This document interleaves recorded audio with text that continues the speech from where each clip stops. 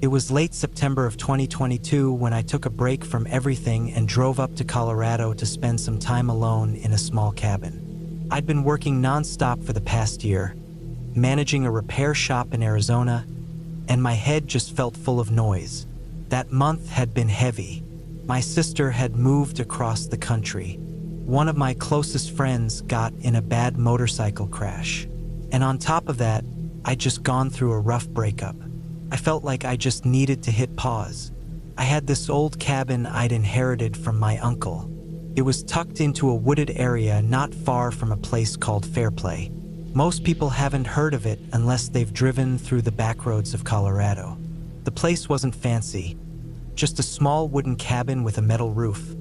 No electricity, no running water, and an old stove that ran on firewood. It sat near the tree line, facing a long slope of evergreens that stretched all the way into the next valley. I brought my dog with me, Bruno. He was a 7-year-old black lab, still full of energy. That dog had been with me through some tough years. I trusted him more than most people.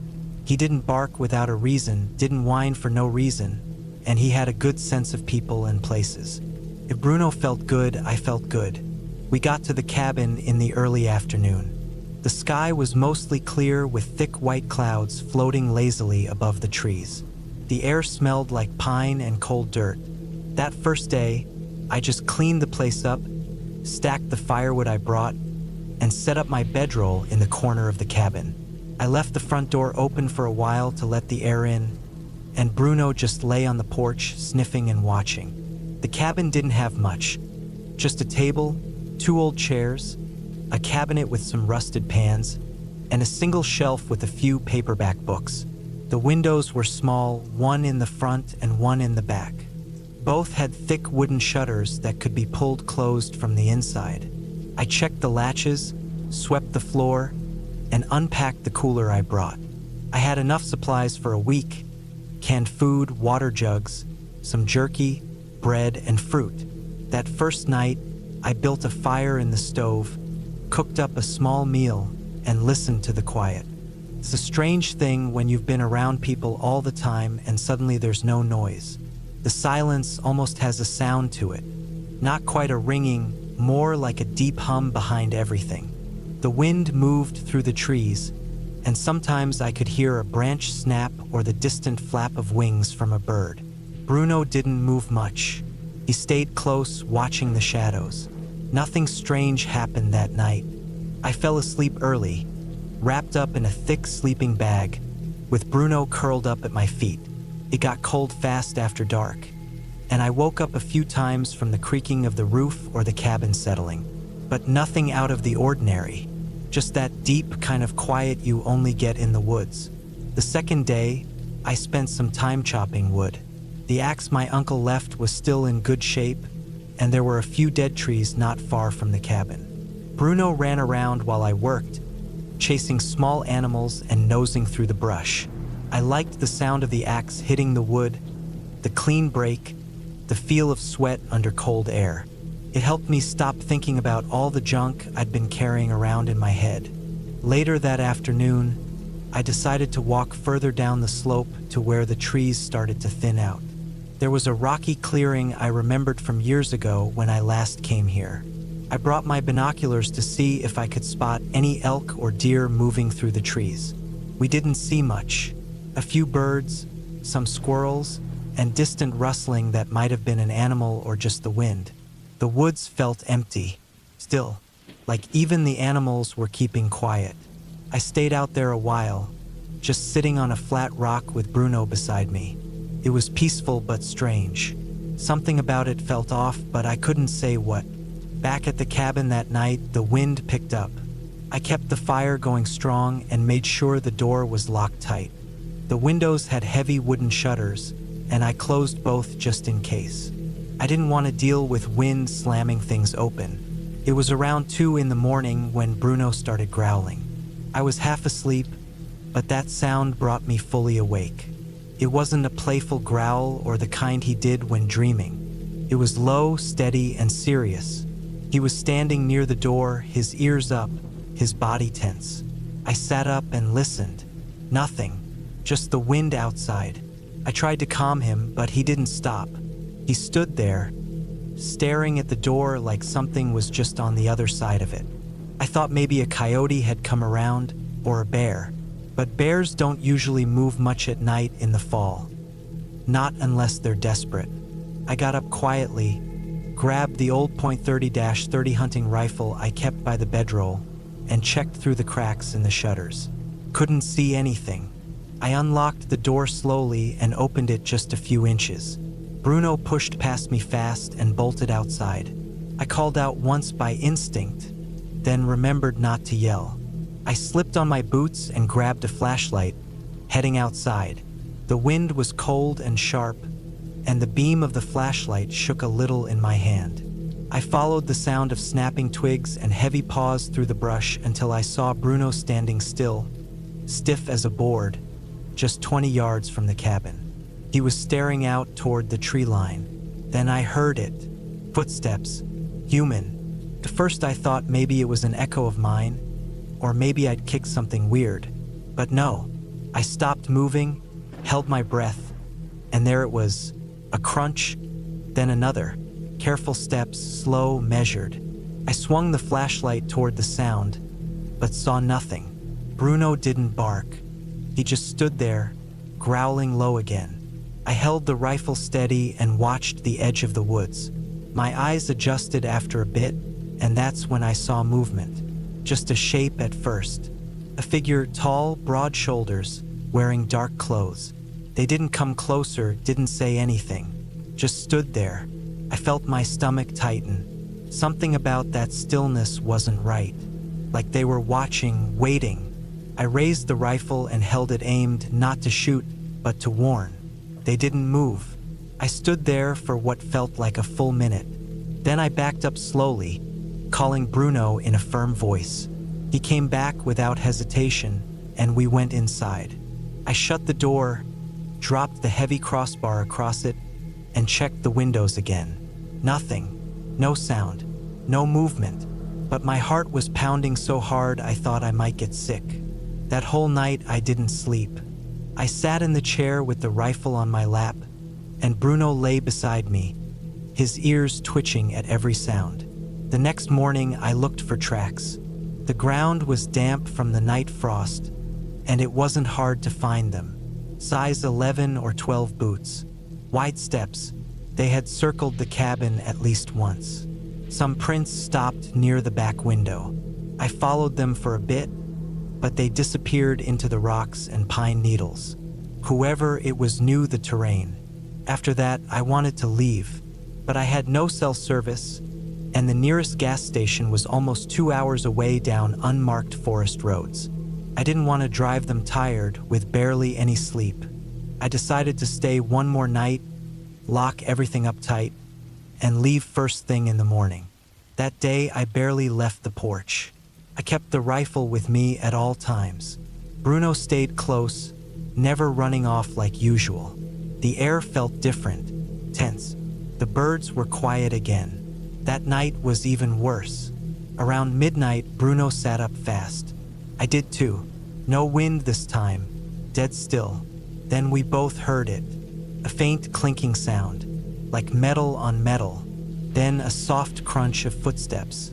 Someone was out there again. I moved to the back window, opened the shutter a sliver, and looked out. There he was, standing by the woodpile. Same figure, same clothes. Only this time, I could see something in his hand. A tool, maybe a crowbar. I didn't hesitate this time. I loaded the rifle, chambered a round loud enough to be heard outside. That did it. The figure turned his head slowly toward the cabin, then backed away into the trees. Bruno barked, a sharp, aggressive bark that echoed hard. I steget är vackert till dejligt. When the sun came up, I packed fast. Didn't eat, didn't wait around. I loaded everything in the truck, made sure Bruno was in, then drove out. On the way down the road, I stopped at the ranger station to report what happened. The ranger, a tall man in his 50s, just nodded as I told him. He didn't look surprised. Said they'd had a few complaints like that.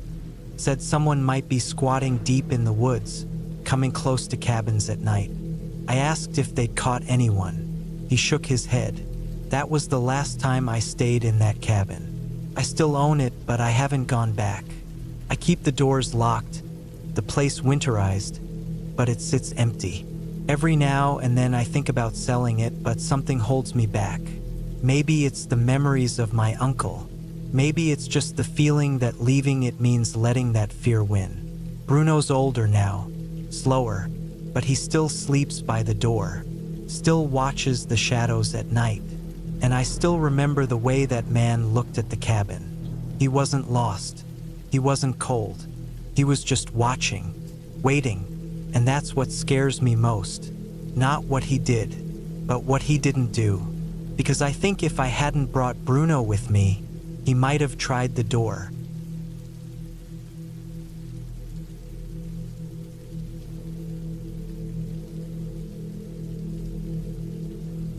I was 48 when she passed. Her name was Laura, my ex-wife.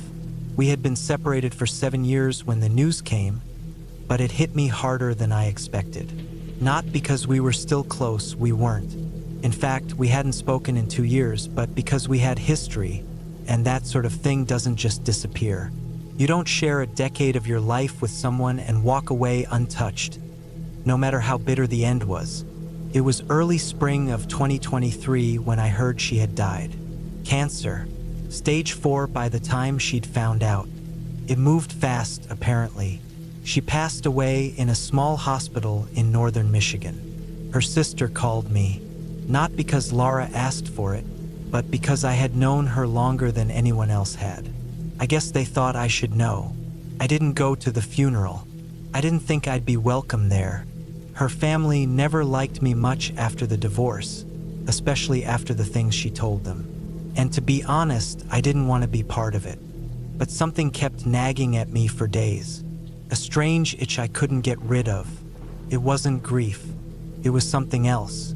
About a week later, I got a letter. An actual letter, not an email.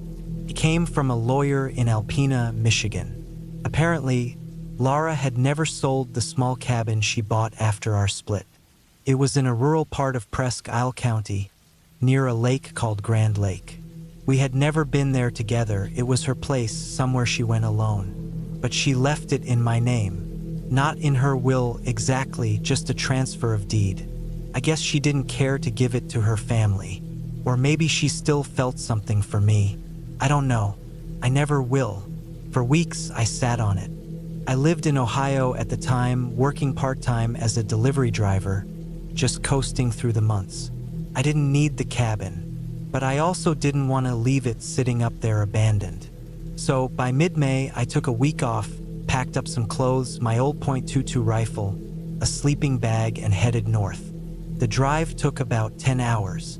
The further I went, the more isolated everything felt. After crossing into Michigan and getting past the highways, I was surrounded by trees, empty roads, and worn-down gas stations. I stopped in a town called Rogers City to fill up. Felt like time had slowed down there. Dusty shops, barely any people. From there, I followed a narrow road north and west, finally turning onto a rough gravel path that ran along the woods. The cabin was just off that road, about 100 yards into the trees. When I pulled up, I just sat in the car for a while, staring at the place. It was smaller than I expected. A simple single-floor log cabin with a porch, one window facing the woods, and a crooked metal chimney. The siding was gray and flaking. There was moss growing on one side, and the wooden steps to the porch looked soft and worn. A rusted pickup truck sat under a tarp beside it, the tires flat. I got out, stretched my legs, and walked around slowly. The air smelled like wet dirt and pine. I unlocked the front door. She had mailed me a set of keys years ago during the divorce, just in case she ever disappeared, she said. I never thought I'd use them. Inside, it was cold and stale. The place had clearly been empty for a while. Dust coated everything, tables, windowsills, even the bed frame in the back room. The living area had a small couch, a wood stove, and a kitchen set up with old appliances that were probably dead. There was a smell that reminded me of damp clothes. Not quite mold, but not far from it. I opened the windows to let air in and spent the rest of that afternoon cleaning what I could. I didn't want to sleep there that night, so I set up my sleeping bag on the couch after shaking off the dust. I didn't bother trying the electricity. I had brought a couple lanterns and a flashlight. I sat outside on the porch until dark, just listening. No traffic, no voices, just wind and birds and the occasional crack of branches in the distance. That first night, I barely slept. I kept waking up to small sounds, scratching noises, creaks from the roof, wind pushing through the trees. I chalked it up to animals or the old wood settling, but something felt wrong. Not supernatural wrong, just off, like I was somewhere I shouldn't be. The next morning, I hiked a bit around the area. There was a path behind the cabin that led down a slope to the lake. It was maybe a 15-minute walk. The lake was bigger than I thought. Clear water, rocky shore, no signs of people. I didn't see any docks or boats. I sat there for a while, skipping stones, wondering why she had come here so often. It was beautiful but lonely. On the third day, I decided to go through some of her things. She'd left a few boxes in a small storage room next to the bedroom. Mostly books, notebooks, and loose papers. Some photos, too. A few of me, surprisingly. Most were of the cabin, the lake, trees in different seasons. She had labeled some of them with little notes in the corner. Just the date and sometimes a phrase like, "Snow fell heavy today," or "Finally saw the fox again." I found one notebook that she had filled nearly front to back. Not a diary exactly, more like thoughts, observations, feelings. I read through parts of it, flipping randomly. There were entries about the silence here, how it made her feel both safe and exposed. One part stood out. She wrote, "There's something about the woods at night that makes me uneasy. I always feel like I'm being watched from the trees, but I never see anyone. Maybe that's just the cost of being alone." That sentence stuck in my head for a long time. That afternoon, I went out to chop some firewood. There was a small axe in the shed out back. While I was out there, I noticed something strange. Near the tree-line, maybe 20 yards from the back of the cabin, I saw a pile of small stones stacked like a tiny tower, balanced, not fallen over, almost like someone had placed them carefully. I thought it might have been hers. Maybe she liked building little things out of boredom. I didn't touch it, but I didn't like it either. That night, things got worse. Around 2 a.m., I woke up in a sweat. Not from heat, but from this intense feeling that someone was nearby. I stayed still and listened. I heard something on the porch. Slow footsteps would creaking under weight. My chest tightened. I reached for my flashlight and slowly pointed it at the front window. Nothing, just the empty porch and the trees beyond. I stayed awake until dawn. Every sound felt amplified. I kept the rifle next to me after that. The next morning, I checked outside. No tracks, no broken branches. But I noticed something odd in the dirt by the side of the cabin. 2 small impressions, like someone had stood there still for a while. Boots, maybe. Couldn't be sure. The dirt was soft, but not wet enough for a clean print. I tried to convince myself I was just being paranoid. Maybe I made the marks myself when I arrived and forgot. But the pile of stones had changed. Now it had 6 stones instead of 5. I packed a bag that afternoon and drove into Rogers City again. Got cell reception and called a friend in Ohio, told him I might cut the trip short. I didn't tell him why. I stocked up on food and bought a new trail cam at a hardware store. On my way back, I placed the camera in a tree facing the back of the cabin, aimed at that pile of stones. That night was silent again. Too silent. I didn't hear any animals. No rustling, no birds. Nothing. The next morning, I checked the camera. It had taken 6 photos. All were black except one. It showed a figure standing by the stones at 3:18 a.m. The shape was blurred just outside the flash range, but it was definitely a person. Not moving, just standing, facing the cabin. That was it for me. I packed everything that day. I didn't care about the cabin anymore. Didn't want to sell it. Didn't want to fix it. I locked the door behind me and left. Drove all the way back to Ohio without stopping. It's been over a year now. I never went back. Sometimes I get mail about property taxes on the place. I ignore it. I don't care. She left it to me maybe as some kind of peace offering, or maybe to get me to feel what she felt there. I don't know. I think about that place more than I'd like to. Sometimes at night, I wake up and feel like someone's outside again, like they followed me home. I know that's probably just my mind playing tricks. I didn't see a ghost or a monster, just a person. But sometimes a person is enough. Sometimes that's the scariest thing of all.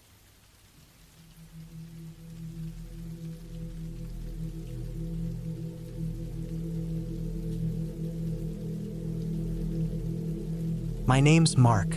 I was 34 when this happened. It was the summer of 2018. I remember it clearly because I had just quit my job in Chicago. I was going through a lot at the time. Burned out from working in finance, going through a rough breakup, and I was drinking more than I should have been. I needed to get away for a while. Not to travel or sightsee or party, but to disappear into some quiet place where no one could call or email me. I didn't want noise. I didn't want people. I just wanted silence. I went looking for cabins in remote parts of the Midwest. I didn't care about luxury or views. I just wanted isolation. I ended up finding this listing on a small forum where someone talked about old forest land their family used to own near the Minnesota-Canada border. They mentioned a few cabins still standing, barely. One of them, they said, was abandoned back in the late 80s. No electricity, no running water, but supposedly still intact. I wasn't worried about amenities. I just needed a roof and walls. So I packed up my old Nissan truck with canned food, water jugs, a camping stove, batteries, a solar charger, some gear, and my .38 revolver. Not for people, I thought more about bears or maybe just peace of mind. Took me 2 days to drive up. I crossed through Duluth and kept pushing north into wilder country. Eventually, the paved roads became gravel, and then the gravel became dirt. There weren't many signs, just forests and more forests. Pine, spruce, birch, the kind of dense, damp woods that feel like they're pressing in on you. I finally reached the turnoff described on the forum thread. A faint path cut between trees, barely wide enough for my truck. I followed it slowly, inching over roots and through brush, until the trees opened into a small clearing. There it was, an old, sagging one-story cabin. The wood was weathered gray and black. The roof had a partial lean on the left side. One of the shutters hung off, crooked. Grass had grown tall all around it, and there were no signs anyone had been there in years. I stepped out of my truck, stretched my legs, and just stood there, listening. No traffic, no hum of electricity, just wind through trees and the far-off sound of water, maybe a stream. I felt lighter already. I walked the perimeter. The back side of the cabin had moss creeping up the walls. The windows were dusty but intact. No animals had busted in. There was a narrow porch out front, sagging but holding. When I tried the door, it stuck a little but opened with a dry creak. Inside was stale and still. Smelled of old wood, maybe mold, maybe mice, but nothing terrible. The place was empty except for a few broken chairs and an old stovepipe in the corner. Dust covered everything. There were scratches on the floor like something had once been dragged. The bedroom in the back had a rotted mattress and broken dresser. I cleared that out and set up my own cot, unrolled my sleeping bag, hung a lantern on a nail sticking from the wall. That first night, I slept better than I had in months. The next few days were quiet, peaceful. I'd wake up with the sun, make coffee on my camp stove out on the porch, and just sit there. I'd walk around the woods, map the area in my notebook, sometimes fish in the nearby creek. I didn't see anyone. No ikers, no unters, no rangers. Just deer tracks and birds. I journaled a lot, ate simply, stayed sober. It was exactly what I needed. By the fourth day, though, I started noticing small things that didn't sit right with me. One morning, I woke up and found the front door open. I was sure I had locked it with the simple latch the night before. It wasn't windy, and the door had a strong spring to it. I figured maybe I hadn't closed it all the way. Another time, I came back from the creek and found my pack moved from where I left it inside. Nothing was missing. It was just placed against a different wall. Then one night, I heard something walk along the side of the cabin. It was late, maybe 1 or 2 in the morning. I was half asleep when I heard the crunch of steps in the grass outside. Not an animal, not scurrying or hopping. Steady, slow steps, bipedal, human. I sat up in the dark, frozen. The footsteps stopped near the window beside my cot. I didn't breathe. I didn't move. My revolver was in the bag by my cot, but I didn't reach for it. Then, nothing. No knock, no flashlight. No engine, just silence again. I waited for maybe 15 minutes before I got up, grabbed the gun, and quietly stepped outside. There was no one, no fresh footprints I could see, no tire tracks, just darkness and trees and the sound of wind in the high branches. I stayed up the rest of the night, listening. The next day, I hiked a wide circle around the cabin to see if maybe there were signs of anyone camping nearby. I found nothing, but I noticed something else, a path I hadn't seen before. It looked old, maybe once a logging trail. It was barely visible under the brush and fallen branches, but it cut deeper into the woods. I don't know why, but I followed it. It wound through a darker patch of forest, pine-heavy, with less undergrowth. After about 30 minutes of hiking, I came across another cabin. This one was much smaller, more like a shack and worse off. Roof half caved in, door gone, and the entire inside rotting. But what caught my attention was the clothesline still standing behind it. A single rusted metal coat hanger swung from the wire, and on the ground below it, something black and rotten. A piece of a boot, maybe, with a broken sole. I didn't stay long. I got a sick feeling in my gut the moment I stepped near it. Not fear, just a deep, crawling discomfort. I backed off and returned to my cabin. That night, the noises returned. More footsteps, this time circling the cabin. Crunching, deliberate steps. I sat inside, gun in hand, lamp off, heart hammering. At one point, something scraped lightly on the wood wall near the back. But when I jumped outside, flashlight raised, nothing was there. It got worse after that. I started noticing carvings on trees near the cabin. Deep cuts in the bark, symbols I didn't recognize. Shapes like XS with long tails, small spirals, slashes. One morning I woke up and found a dead rabbit on the porch. Its neck twisted. No blood, just placed there, stiff and wrong. I wanted to leave, but a part of me still thought maybe I was overthinking things. Maybe it was an animal. Maybe those symbols were old. But the fear was growing. Not the kind of fear you get from a jump scare or a loud noise. A slow, heavy dread. The sense that I wasn't alone out there, and hadn't been since the 2nd or 3rd night. On the 7th day, I left early in the morning to try and hike toward the road, just to feel human again, to know I could leave if I wanted. I got lost. The same woods I had mapped started looking wrong. Paths shifted. Landmarks weren't where they should have been. I ended up looping back to the cabin after 5 hours of walking. That night, I bolted the door and put a chair under the knob. It didn't matter.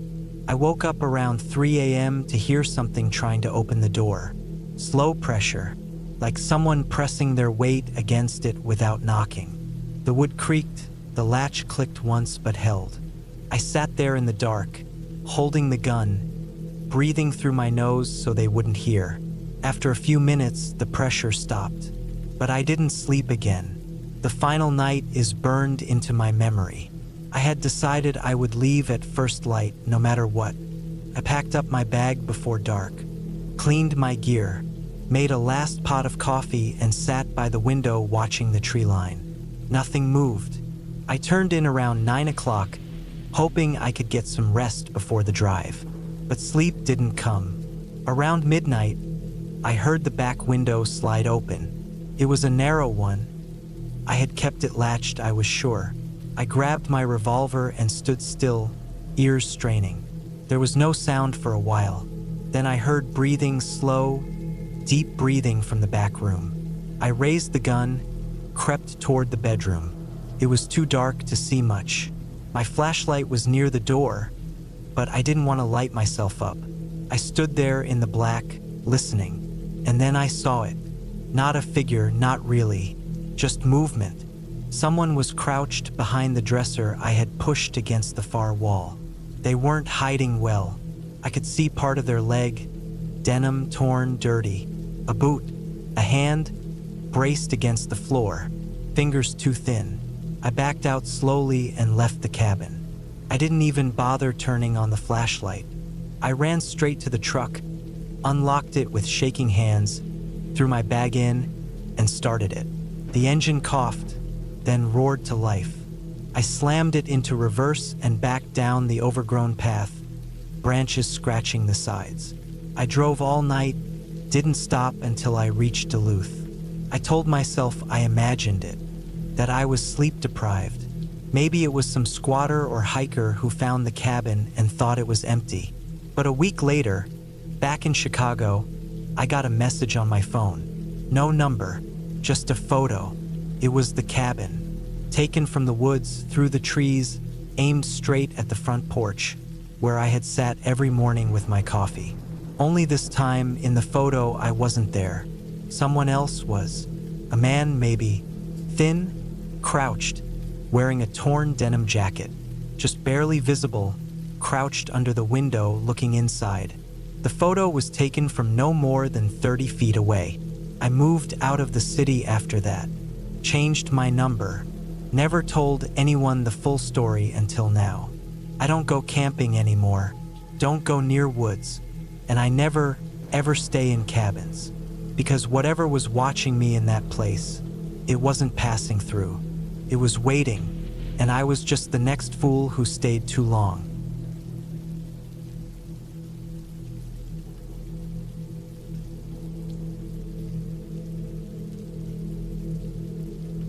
I was 24 when everything happened.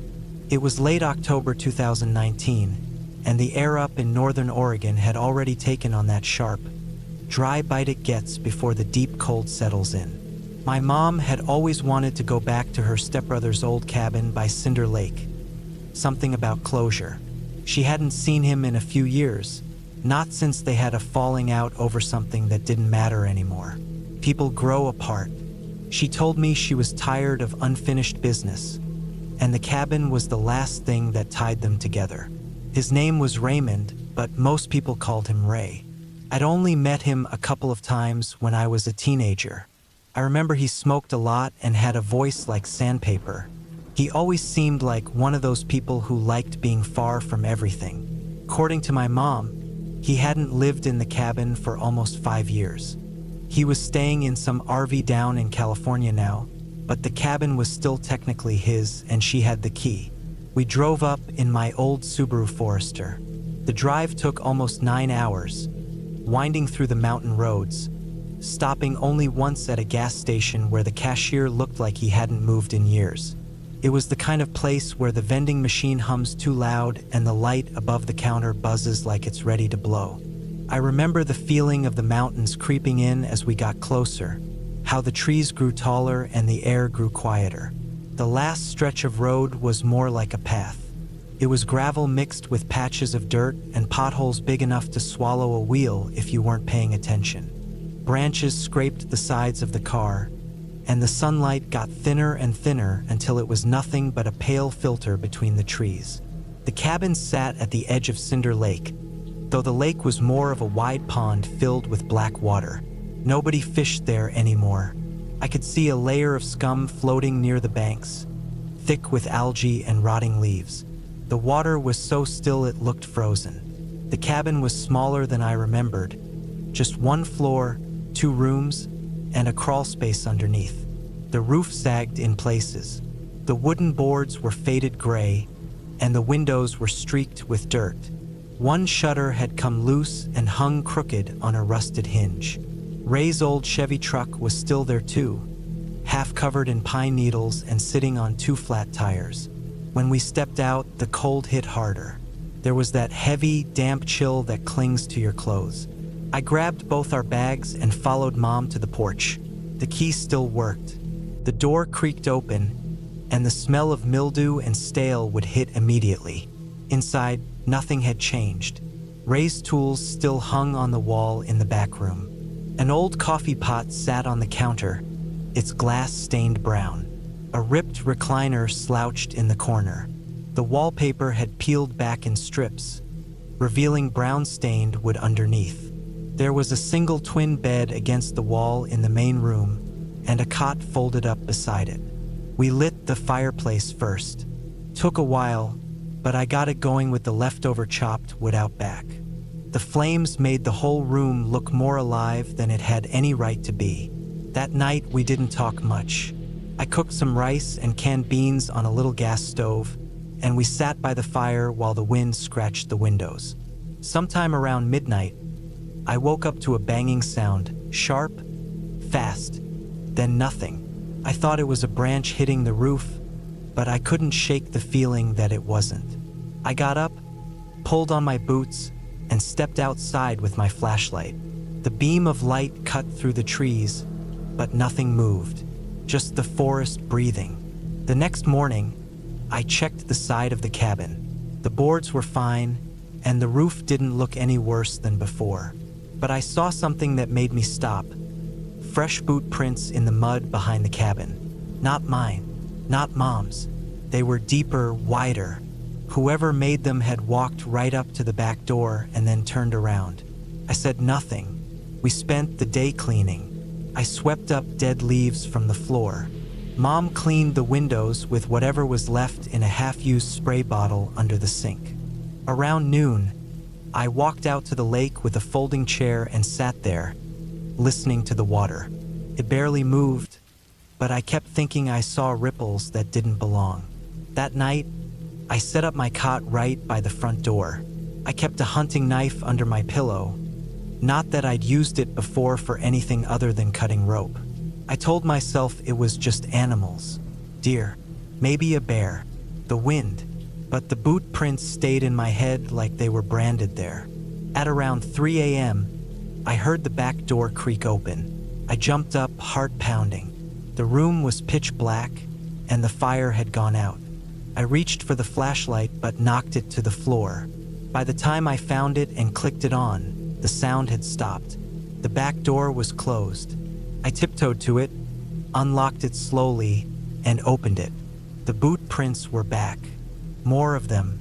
This time they circled around the side of the cabin. They were sloppy, smeared with mud like the person had been stumbling or dragging something. Again, I said nothing. Mom didn't sleep well after that. She stayed near the fireplace, bundled in her jacket, her eyes always flicking to the window.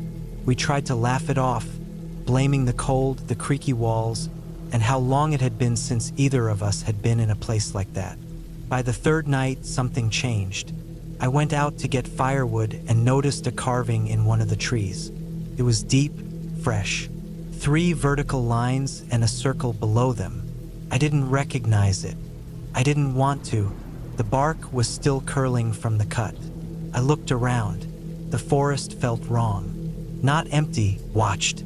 Back inside, I pulled a chair under the doorknob and kept my boots on while I lay down. The wind had picked up, and the trees sounded like they were whispering to each other. I didn't sleep. At some point, I thought I saw a figure through the window, just for a second. Tall, dark, unmoving. The next morning, Mom found something nailed to the front door. A bone. Thin, white, looked like a bird's leg. Tied to it was a strip of old leather. I took it down before she saw it, but she had already noticed. Her face went pale. She said she wanted to leave. I didn't argue. We packed up in silence. I loaded the bags while she stayed inside, not saying a word. I did one last check of the cabin, and when I came out, I saw something that made my stomach drop. Bootprints. Not one pair, several. All around the car. Deep, fresh. The sun was barely up, and the air was dead still. I told Mom to get in and lock the doors. The car wouldn't start. I tried again. Nothing. Battery was dead. The lights had been on all night. I must have bumped them. Maybe. We sat there for almost 10 minutes, not moving, not breathing. I decided to check the engine. I told Mom to lock the doors after I stepped out. I popped the hood and looked inside. The cables had been cut. Clean. With a blade. That's when I knew someone had been there. Not just watching. Planning. I slammed the hood shut and ran to the shed behind the cabin. It was full of junk. Old tires, rusted tools, paint cans. But I found an axe and a can of fuel. I took both. Mom stayed in the car while I filled a gas can and poured it into the backup generator near the side of the cabin. I got it running after a few tries and connected an old battery charger I found in Ray's toolbox to the car. While it charged, we stayed inside with the axe next to me. And then came the noise. Not footsteps. Something heavier. Dragging. Like someone pulling something over gravel and branches. It circled the cabin once. Then silence. I turned off the lights. We sat in the dark for over an hour. My hand didn't leave the axe handle. I thought I saw something move by the window again, but I didn't go to check. I wasn't that stupid. Eventually, the charger light blinked green. I told Mom to go straight to the car. Fast. We didn't even lock the cabin. Just left. We didn't talk until we hit the highway. Not a word. I kept checking the rearview mirror. Every car that passed us made my stomach knot. When we finally got back home, we didn't unpack for a few days. We didn't call Ray, didn't ask questions, didn't say anything to anyone. 2 weeks later, I checked the news on a local Oregon site. They found a body in the woods near Cinder Lake. Unidentified. No clothes. No ID. Looked like it had been out there for weeks, maybe longer. They never said how it died. I haven't gone back.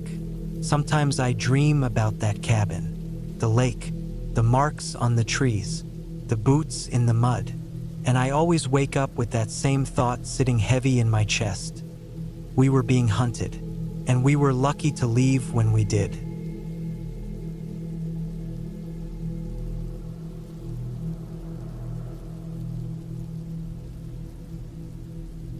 It was October of 2019, and I had just turned 32. After years of doing construction and home remodeling jobs for other people, I finally decided to build something for myself. I wanted a quiet place to get away, a spot deep in the woods where I could breathe a little and not hear traffic or people or anything else. I'd been thinking about it for over a year, and that fall I finally found a small plot of land in western Pennsylvania, not far from the border near Ohio. It was cheap, probably because it had no road leading to it, just an old ATV trail that had been eaten up by brush and fallen trees. I bought the land without even thinking twice. I had some money saved, I had tools, and I knew how to work with wood. I figured I could hike in, clear the trail, and build myself a little one-room cabin just big enough for a cot, a chair, and a wood stove. I wasn't planning to live in it full time. Just wanted a quiet place to stay on weekends or when life got too loud. The trouble started before I even put the first board down. The trail was rougher than I expected. The first time I hiked it, I had to stop every few minutes to climb over dead trees or push through thorny bushes. It was wet too. The whole path was muddy, slick with old leaves and water trickling down the slope. I fell more than once, and by the time I got to the clearing I had in mind, I was soaked and bleeding from a cut on my shin. But even with all that, the clearing looked good. It sat on a gentle rise, maybe 30 or 40 yards wide, surrounded on all sides by tall trees, mostly oaks and maples, some of them thick as barrels. There was no cell signal, no distant hum of traffic, not even the sound of a plane, just the wind and birds. It was exactly what I wanted. I went back the next weekend with my tools and started clearing brush. Took me 3 days just to make the spot flat enough to work. I had a basic plan in my head, nothing fancy. Just a 12 by 12 foot square with a sloped roof and a simple door, no windows. I figured I'd add those later if I needed them. It rained most of that week, which made hauling supplies a nightmare. I had to leave my truck a quarter mile away and carry lumber and gear on foot through mud that sucked at my boots and made everything twice as heavy. I twisted my ankle once carrying a stack of 2x4s and ended up limping for 2 days. But I kept at it. After 2 weekends, I had the floor joists down and the base framed. The roof went up next, just a simple slanted design with a tarp covering it until I could afford shingles. By the end of the 3rd week, the walls were up, rough cut and uneven, but solid.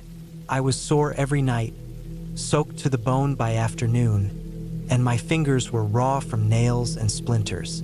Then came the night I decided to stay. It wasn't planned. I usually left before sundown, drove back to a cheap motel in town, got food, cleaned up. But that Saturday, a storm rolled in early. I heard the thunder around 4 in the afternoon, deep and slow like something groaning in the distance. The sky turned gray, then almost black, and the wind picked up so fast it knocked over my sawhorses. I had brought a cot and a sleeping bag that day, planning to leave them in the cabin so I wouldn't have to keep carrying them in.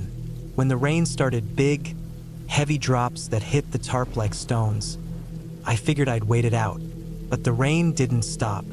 By 6, it was pouring so hard I couldn't see past the treeline. The mud outside the cabin had turned to soup. My truck was way back down the trail, and I didn't feel like slipping my way down in the dark, especially not with thunder that loud. So I stayed. The inside of the cabin was dry, mostly. The walls weren't sealed yet, so wind whistled in through the cracks. I had a battery-powered lantern and a cold sandwich from the cooler, and I tried to tell myself it was just another night in the woods. I'd slept in worse conditions during camping trips and jobs in half-finished homes. But it didn't feel the same. Around 10, I noticed it, a kind of feeling like I wasn't alone. I know how that sounds, and I don't mean ghosts or anything like that. It was just, I started hearing noises I couldn't explain. The rain had let up a bit, but the wind was still strong.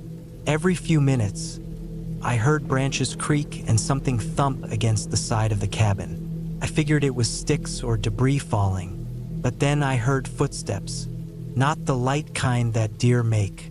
These were heavy, slow, crunching through wet leaves just outside the walls. I froze. I turned off the lantern, sat still, and listened.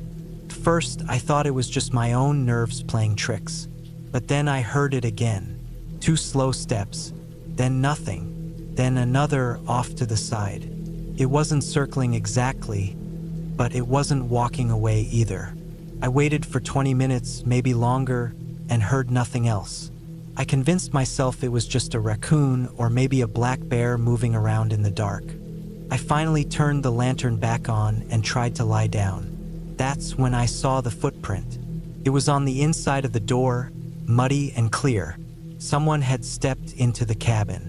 I hadn't noticed it earlier, but it was fresh, still wet, the shape of a boot, probably size 11 or 12, bigger than mine.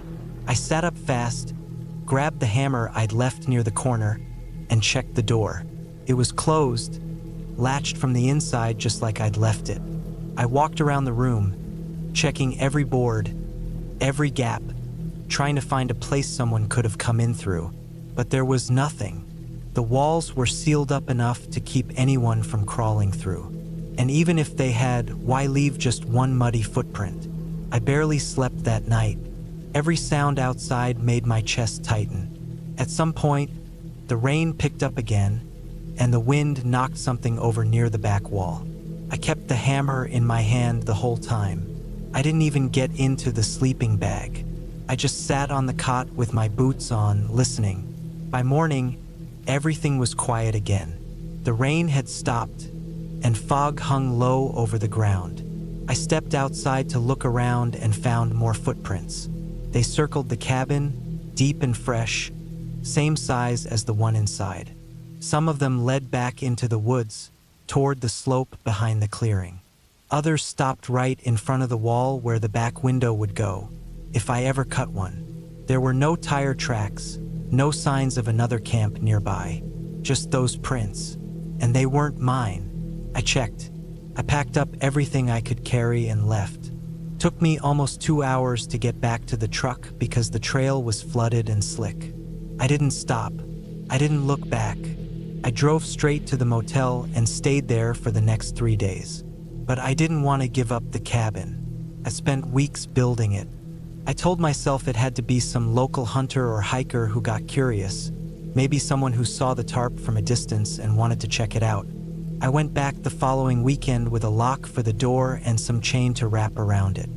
I boarded up the inside tight and nailed down the roof better. Still, I couldn't shake the feeling. Every time I stayed there after that, even just during the day, I felt watched. Sometimes I'd hear snapping branches just past the tree line or find small things moved. Tools out of place, nails missing, my cooler opened. I started bringing a trail cam and set it up outside, facing the clearing. I wanted proof, maybe catch a picture of a deer or a bear, something to explain what was going on. One morning, I came back to check the footage. The camera was gone, not damaged, just gone. No signs of a struggle, no animals dragging it off. It had been unstrapped clean, the mount left hanging. I walked in circles for an hour, thinking maybe it had fallen or been pulled by a branch. But it was gone like someone had just taken it off and walked away with it. That was the last straw. I went back a few days later with my cousin who had a trailer. We hauled out everything I could fit, tools, the cot, the stove I'd brought in, even the cooler. I didn't care about the lumber or the rest of the frame. I just wanted out. I sold the land 2 months later, barely broke even. Told the buyer it was a solid hunting spot, cleared and ready for a small build. I didn't mention the footprints or the missing camera. I still don't know who was out there that night or why they came back, but I think about it more than I'd like to admit. Sometimes when it rains and the wind picks up, I'll remember the sound of those slow steps outside the wall, and I'll see that wet print by the door, and I'll be glad I didn't stay another night.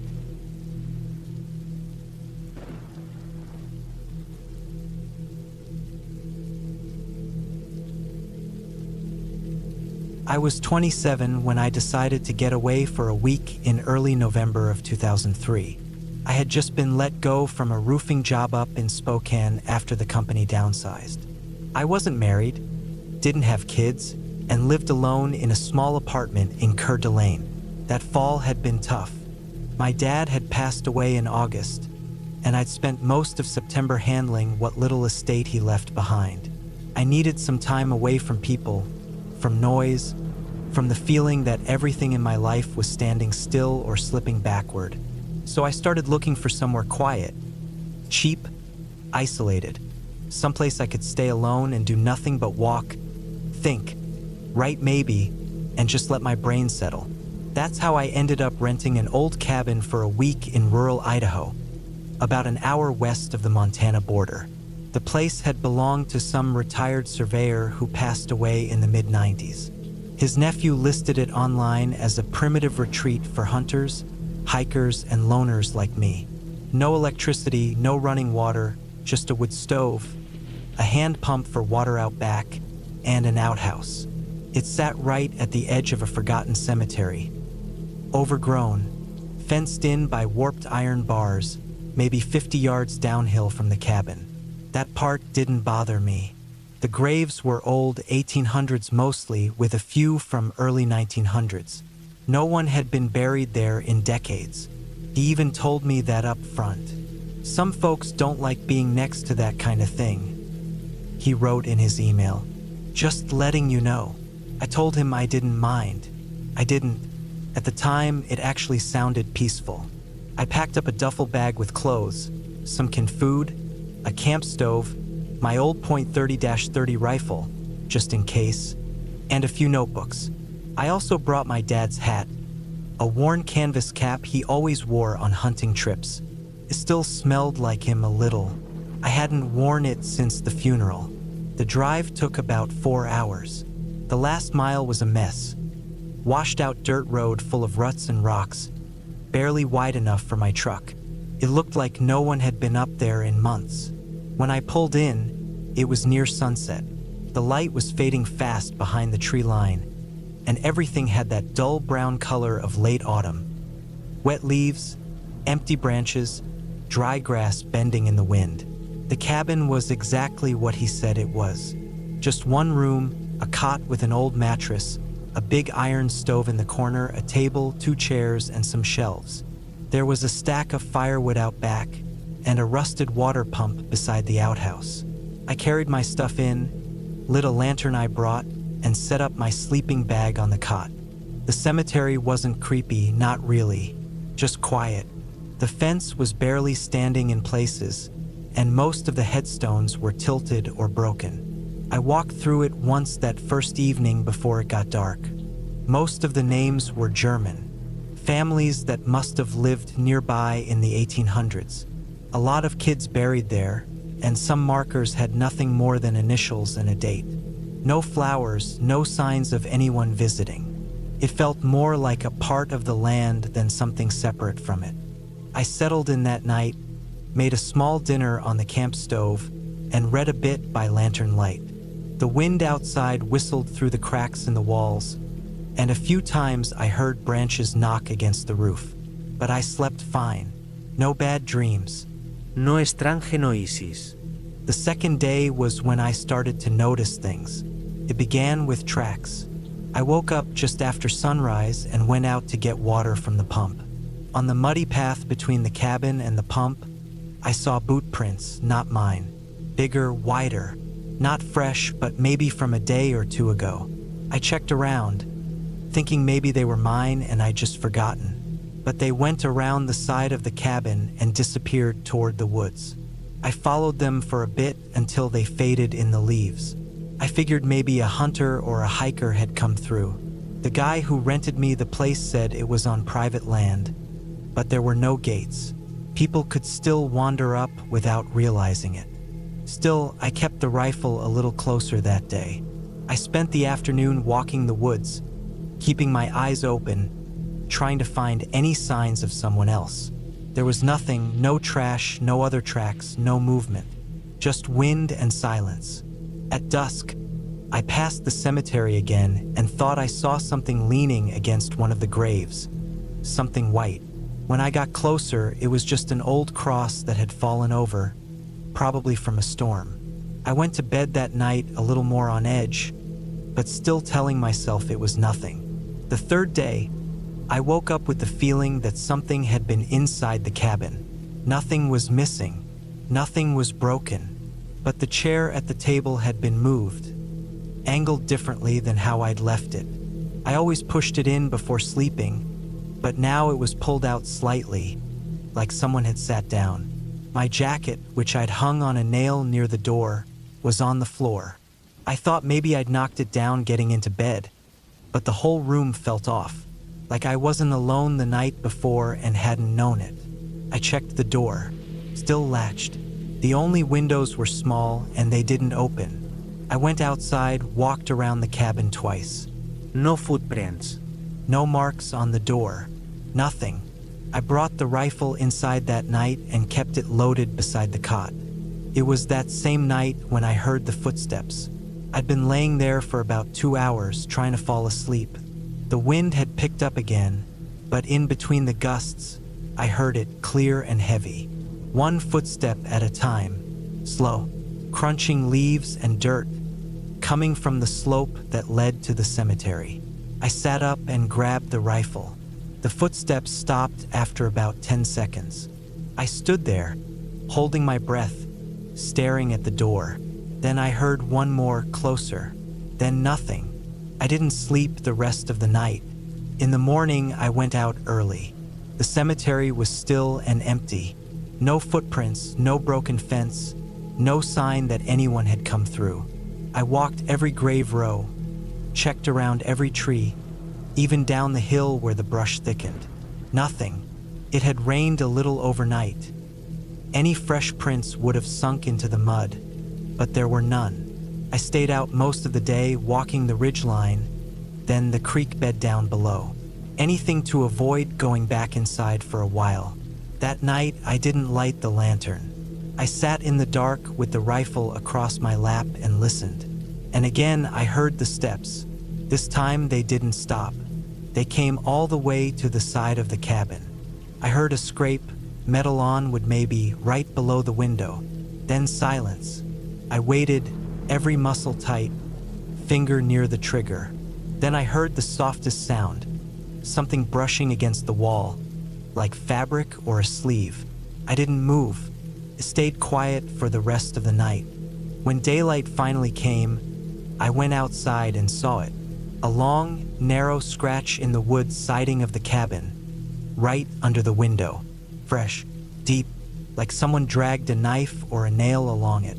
I had enough. I packed my things in less than an hour. But when I opened the truck door, the battery was dead. Lights were off. No clicks. Nothing. I popped the hood and checked the terminals. They were clean. I'd driven in with no issue and hadn't used the battery at all since parking. It made no sense. I didn't have a phone signal, and the nearest road was a 2-hour hike through rough terrain. But I had no choice. I grabbed my pack, slung the rifle, and started down the path. The woods felt different that day. Still, heavy, like the air was thicker. Every now and then I stopped and turned, thinking I heard something behind me, but there was never anything there. Not that I saw. When I reached the dirt road, I walked another mile before I found a hunter in a red truck, parked by a dry stream bed. He gave me a ride into the nearest town, Wallace, and I called a friend to come pick me up. I never went back for the truck. I paid a local tow company a few weeks later to recover it and bring it to a shop in Coeur d'Alene. When they checked the battery, it was fine. Charged. No corrosion. Nothing wrong. The mechanic said it must have been a fluke. I knew better. I didn't tell anyone the full story for a long time. What would I even say? That I stayed in a cabin beside an old graveyard and something walked around it at night? That it moved my chair, scratched the walls, and somehow killed my truck? There was no ghost. No monster. Just something or someone that wanted me gone. I don't know who. Maybe a drifter. Maybe a hunter who used the place when it was empty. Or maybe just some guy who didn't want company near those graves. But I do know this. I wasn't alone out there. And whatever it was, it watched me from the dark every single night. I never went back to the woods after that. Not even for hunting season. Some places don't need a reason to be wrong. They just are.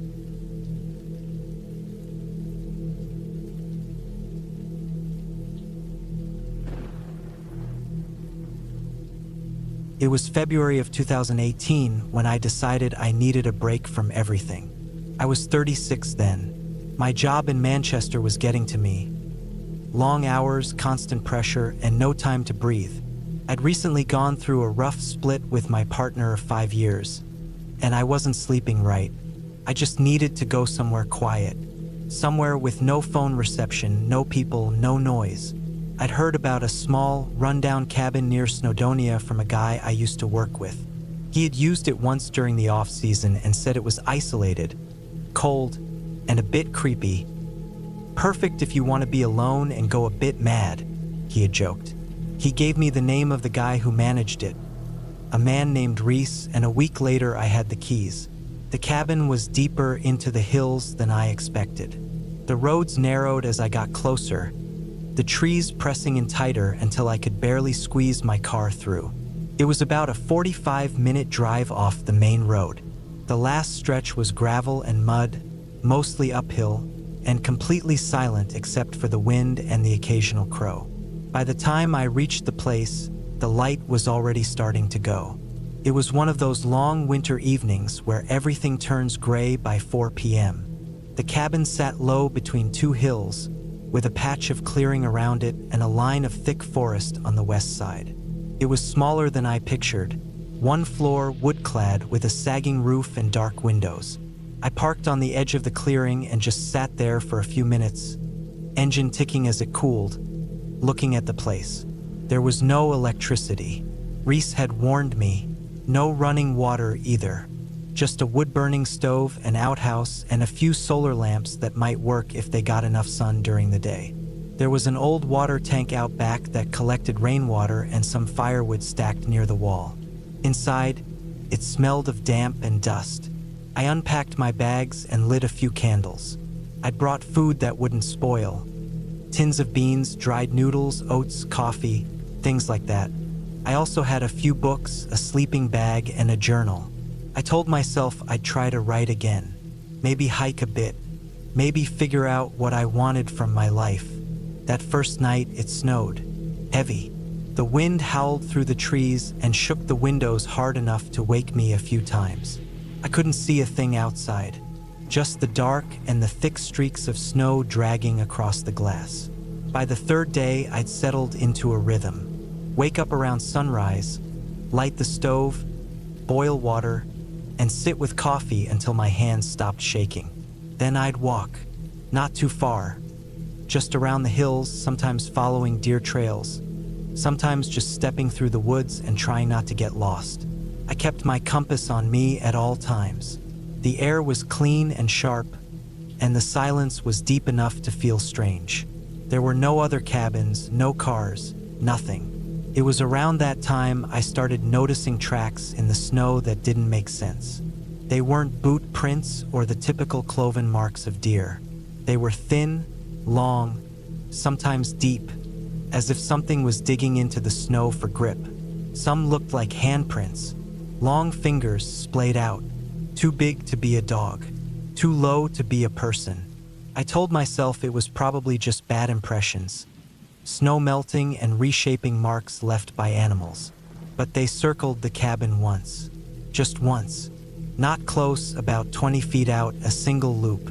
The kind of thing you don't really want to notice because once you see it, you can't stop thinking about it.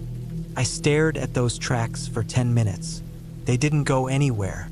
Just a circle like someone or something had walked around the place in the middle of the night, then left. I didn't sleep well after that.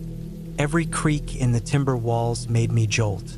I'd sit up in the sleeping bag and listen, heart pounding, until I heard nothing again. On the fifth day, I was walking further west, into the tree line where it got steep and rocky. That was when I found what looked like an old camp. A mess of sticks, a half-burned fire, and bones. Small ones like rabbits or maybe something else, picked clean. And tied to one of the low-hanging branches was a strip of old cloth. Torn, greasy, brownish. It looked like it had been there a long time, swaying in the wind. I didn't stay there long, just turned around and walked fast. My hands were shaking, and I kept looking back like something was moving behind me. That night, I heard something outside. Not just wind. Something slow, crunching through the snow. I sat in the dark, stove out, no candles. I had a small knife I kept by my bedroll. Stupid, I know, but it made me feel better. The footsteps, if that's what they were, passed by the window, then stopped. For a long time, I didn't look, couldn't. I just lay there, hardly breathing, until the sound faded. Next morning, I found more tracks. Closer now, right up to the door. And something had scraped the wood near the bottom, like claws or something sharp, dragged across it slowly. I wanted to leave. I packed everything by noon, threw it all in the back of the car. But the road was buried. The snowfall from 2 nights earlier had drifted deep in the narrow parts. I tried driving out and got maybe 100 yards before the car got stuck. I reversed, wheels spinning, until I was back at the clearing. I didn't have chains. No shovel. No cell reception, so I stayed. I tried to calm myself, told myself it could have been anything. A fox, a badger, a trick of snow and ice. But I knew it wasn't. Not really. Something was out there, watching, testing the edges of my nerves. The next day, I didn't leave the cabin. I sat with the knife most of the morning, then lit the stove and kept a thick branch by the door. Every noise outside made me twitch. I tried writing in my journal, but my hands were too unsteady. Then, just before dark, I saw her, about 30 feet from the tree line. She was standing, facing the cabin, arms hanging loose at her sides. No coat. No gloves. Bare feet, just a thin, dirt-streaked dress that moved slightly in the wind. At first I thought it might be someone lost, a hiker or some local who got turned around. But the way she stood was wrong. Stiff, like she wasn't cold, like she wasn't feeling anything. She didn't come closer, didn't wave, didn't move, just stood there, barely blinking. I waited behind the curtain for what felt like an hour. When I finally checked again, she was gone. That night, I locked the door with everything I could find. Dragged the table, a chair, even some logs against it. I didn't sleep, not a second. The next morning, the tracks were everywhere. Bare footprints in the snow, not just hers. Several sets circling, coming close to the windows, then veering off. Some looked smaller, others wider, like a mix of people. But there were no tire tracks. No boot marks. No sign of how they got there. Something scratched at the back wall during the day. Just once. Long and slow. I sat with the knife and didn't move.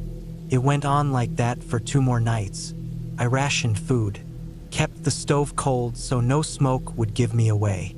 Slept in short bursts, waking at every creak. I thought about hiking out, but if I slipped or broke an ankle, I'd freeze to death before anyone found me. I had no idea how far I'd make it before dark. On the final night, I heard something breathing outside the back wall. Deep, steady breaths. I could hear the frost crackling beneath it. Then something brushed against the window. Just once. A shadow moved. Then silence.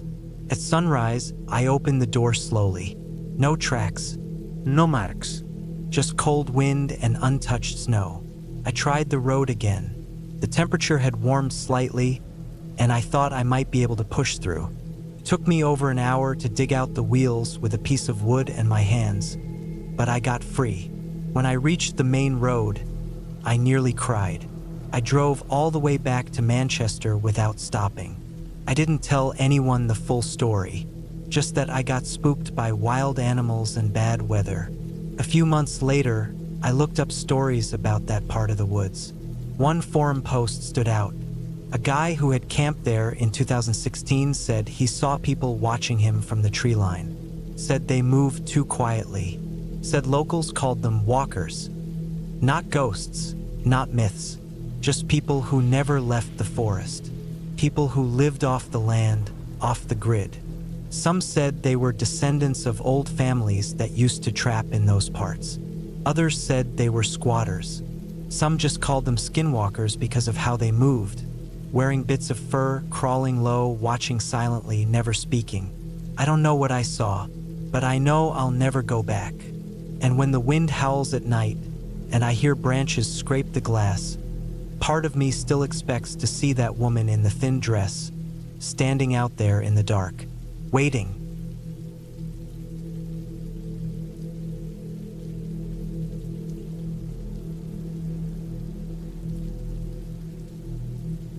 It was October of 2016, and I had just turned 31. My job at the time was slowly eating away at me.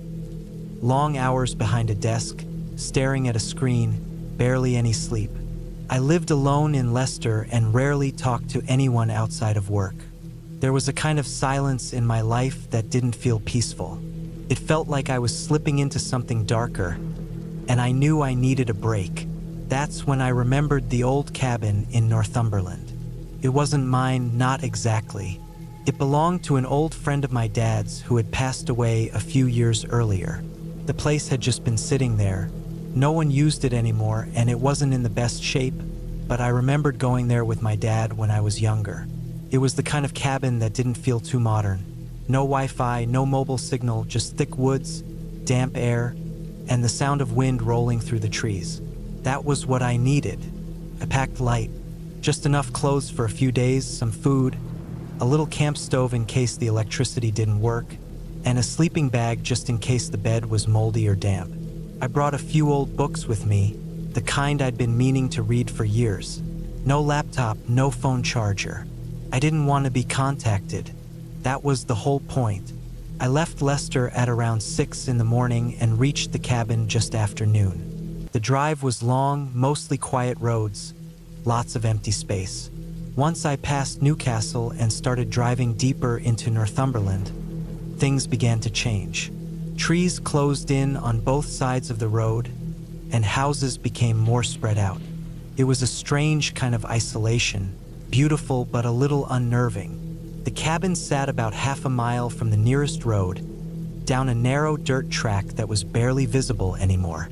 Moss had grown over most of it, and I had to park the car and walk the last stretch. The woods were dense and dark. Leaves crunched under my boots, and I could hear birds but couldn't see them. The place had a kind of stillness to it that made every small sound seem bigger. When I finally saw the cabin, I almost laughed. It looked even worse than I remembered. The wood was dark and soaked in places. Ivy had started growing up one side. The windows were covered in grime.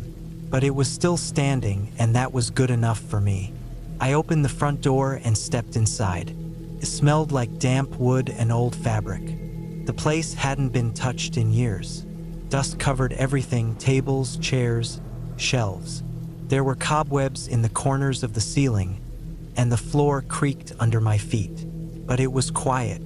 No hum of electricity, no distant traffic, no talking. Just wind and birds. I set my bag down and opened the windows to let in some air. I walked around the cabin to check everything. One bedroom, one small kitchen area, a living room with a fireplace, and a tiny bathroom that barely fit a toilet and sink. There was a small generator in a shed out back, and after checking it, I was surprised to find it still worked. I didn't want to use it unless I had to, though. I wanted this trip to feel separate from everything else. That first day was uneventful. I made a small fire in the fireplace, sat in an old armchair, and read for hours. I cooked beans on a little camping stove and ate them while watching the sun go down through the dirty glass window. The trees outside looked black as they swayed, like they were leaning in closer. I liked it. That night, I slept on top of the bed in my sleeping bag. I didn't want to know what lived inside that old mattress. I left a window cracked open so I could hear the wind. I fell asleep fast. Sometime around 2 or 3 in the morning, I woke up. I wasn't sure what woke me at first. It wasn't a sound, not really. It was more like the feeling that something had shifted around me. My skin felt colder. I listened, but the cabin was dead quiet. No footsteps, no knocking. Just the sound of wind in the trees. I got up and checked the door. It was locked. I stood there in the dark for a few minutes, my eyes slowly adjusting. I walked to the window and looked out. There was nothing, just the trees and the moonlight dripping down between the branches. I told myself it was nothing and went back to bed. The next morning was foggy. The trees were barely visible through the white mist, and the air felt damp. I made some instant coffee and stepped outside for some fresh air. That's when I noticed something. There were small marks in the dirt just in front of the porch. Footprints. They weren't clear like shoe prints, but something had definitely been walking there. Could have been an animal, I thought. A deer, maybe, or a fox. But the spacing between the marks didn't look right. They were too close together, too uniform, and they stopped right at the bottom step of the porch, then turned back into the woods. I looked around, but there was nothing. No sound, just trees. I tried to shake it off. The rest of the day went normally. I read more, made a fire, walked a little into the woods. I didn't go far. There was a strange feeling hanging over the trees, and I couldn't get those prints out of my head. That night, I didn't sleep well. I kept waking up, staring at the window. I started keeping the fireplace going just for the light. Something about the dark inside that cabin felt heavy now. On the third night, I saw her. It was nearly 1 in the morning. I was sitting in the chair by the fireplace, reading. The wind outside had picked up, and I kept hearing things. Twigs breaking, leaves shifting. I tried to ignore it. Then I looked out the window. There was a figure standing just beyond the tree line. A woman. She was standing perfectly still, facing the cabin. I couldn't see her face. Her head was tilted slightly down, and her hair hung in front of it. She was wearing what looked like a dark dress or coat that reached almost to her ankles. She didn't move. I froze. My first instinct was to duck down, but I didn't want to lose sight of her.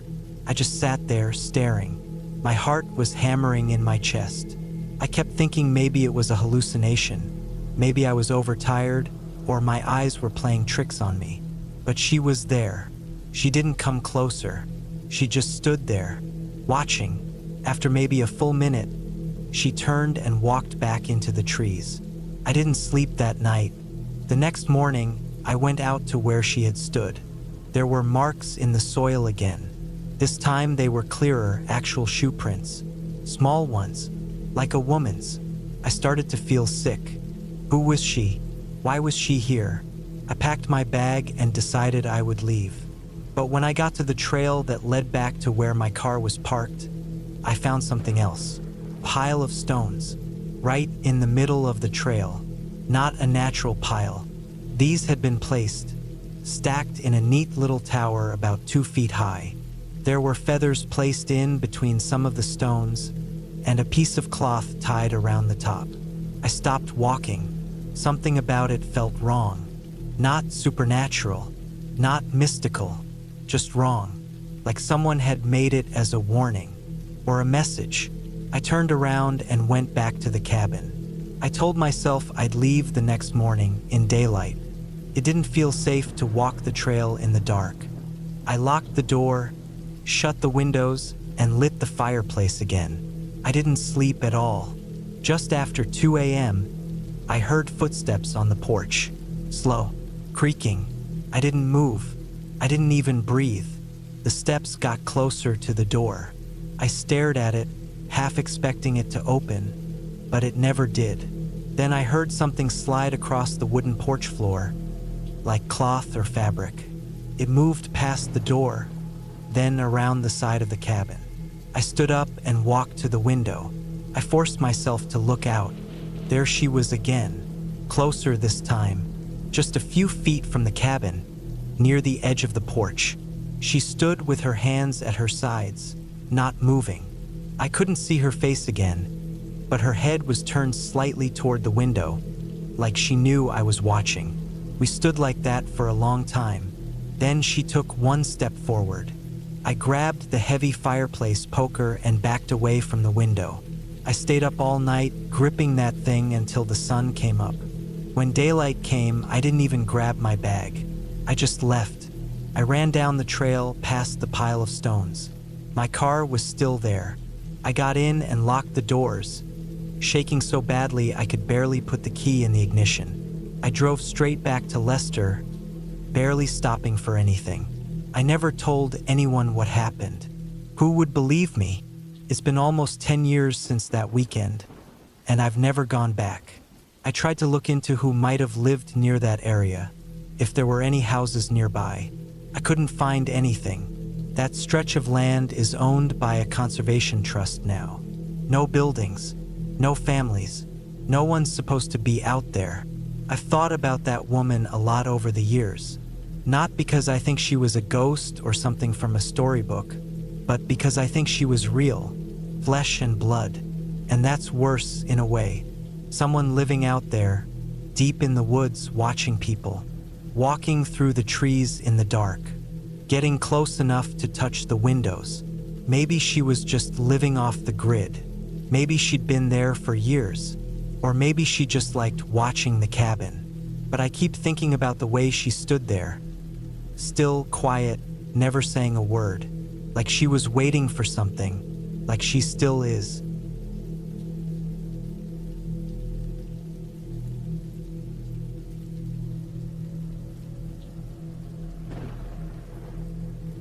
My name's Matthew Bell. I'm 36 now, but this happened in the summer of 2019. Back then, I was working a dead-end tech job in Chicago, dealing with insomnia and a stress level that made my hands shake most days. I had just gone through a rough breakup, and I knew I was either going to lose it or finally take some time to reset. So I booked a month off work and found this small, quiet cabin rental way out in the Iowa countryside. It was an old farm property someone had turned into a getaway spot. The listing said it used to belong to an older couple who had passed, and their grandson was renting it out now. It had a rustic vibe, nothing fancy. No Wi-Fi, no TV. Just trees, dirt roads, and silence. That's what I wanted. I packed up my old Ford Escape, left the noise of the city behind, and made the 6-hour drive into farmland. By the time I turned off the main road onto the gravel path that led to the cabin, my phone had already lost signal. I remember that first moment the trees started surrounding the car, how the gravel cracked under the tires, and how far away I suddenly felt from everything I knew. The cabin itself was simple.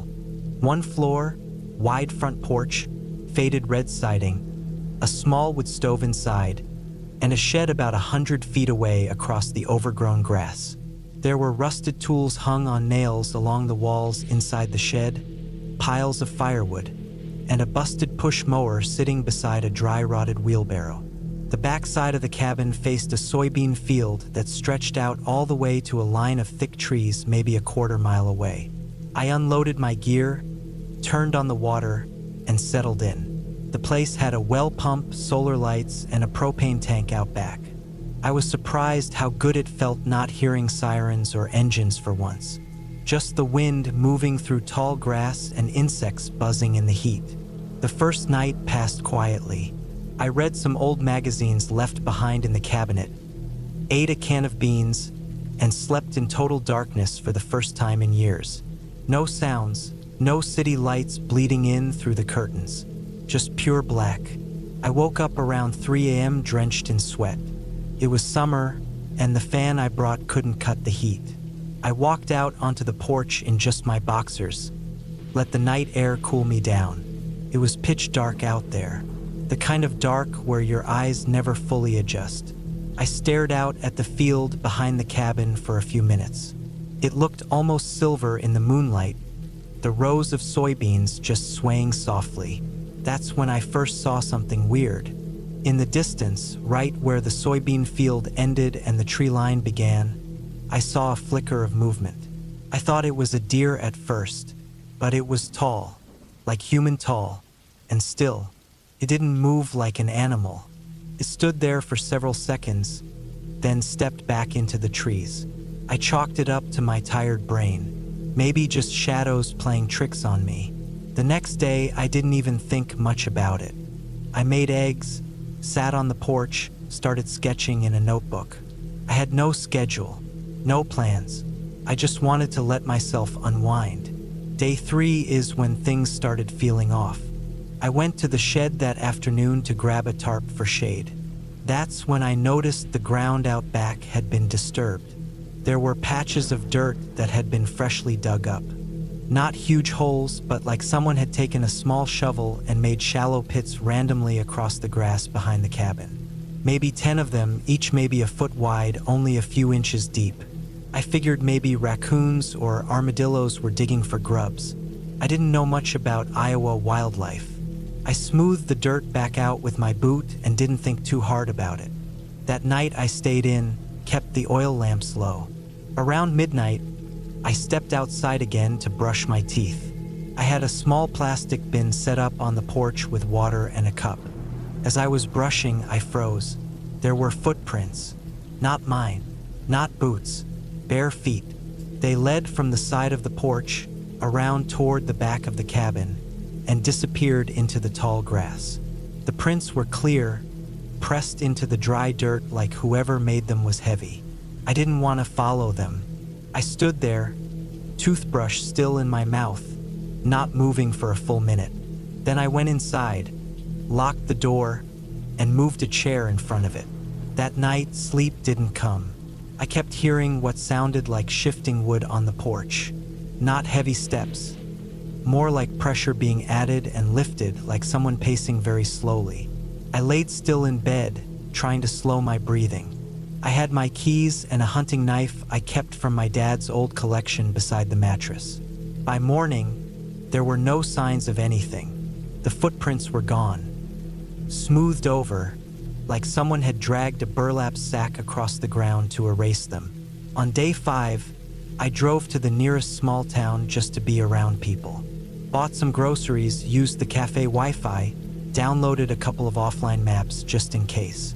When I mentioned where I was staying to the cashier at the gas station, she didn't react much. Just said, "That place still around?" Then moved on to asking if I needed a receipt. When I got back, I noticed something was missing. The tarp I had taken from the shed. I found it in the soybean field, stretched over what looked like a small hole dug into the dirt.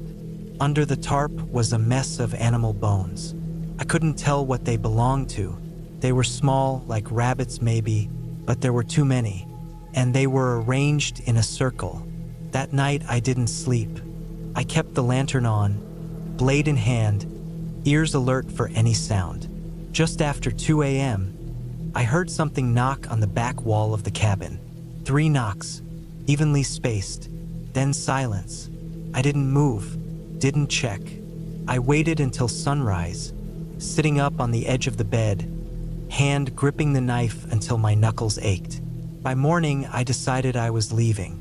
I packed what I could, loaded the car, but when I turned the key, nothing. The engine clicked, but wouldn't start. I popped the hood, checked the cables, saw that one had been cut. Clean through. There were no tools in the shed to fix it. I checked everything. Nothing. I tried walking the road toward town, but after maybe 2 miles, I noticed the silence. Not just quiet, full silence. No insects, no wind, no barges. Just me, the gravel, and the sound of my breathing. I kept walking until I hit the curve in the road I remembered seeing on the way in. But when I rounded it, it was like I hadn't moved at all. Same fence post, same old can sitting in the ditch. I turned around, walked back the other way, same result.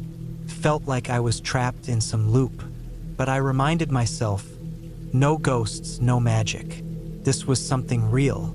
I went back to the cabin. I didn't eat that night, just sat on the floor, back against the wall, knife in my hand, eyes on the door. At 3:14 a.m., I heard it again. This time it was on the roof. Slow footsteps, shifting weight, deliberate, then silence. The next day, I stayed inside. Mid-afternoon, I saw a man standing near the tree line, dressed in overalls, barefoot, head tilted slightly to one side. He didn't move, just watched. I stared back for over 10 minutes. When I looked away for a second, he was gone. I started going through the old drawers in the cabin, looking for anything that might help. In the back of the kitchen drawer, I found a key with a tag that said root cellar. I hadn't noticed any cellar doors outside, but when I searched, I found them behind the tall grass near the shed. 2 old wooden doors chained shut. The key worked. The smell hit me first, like wet earth, mold, and something metallic. I stepped down the old wooden stairs into the dark. My flashlight caught shelves of old canned food, rusted tools, and a table. On the table were Polaroid photos, dozens. Every one of them was taken from the same spot, the cabin porch, all at night, all facing the cabin. Different times, different angles. Some had timestamps from years ago, some had none. But in nearly every one, there was a man standing in the distance, sometimes near the tree line, sometimes right by the shed. One of the photos was of me, taken just 2 nights earlier. Same clothes, same pose. I was brushing my teeth. I dropped the photos, ran out of the cellar, and didn't sleep at all that night. Every sound, every breeze made my skin crawl.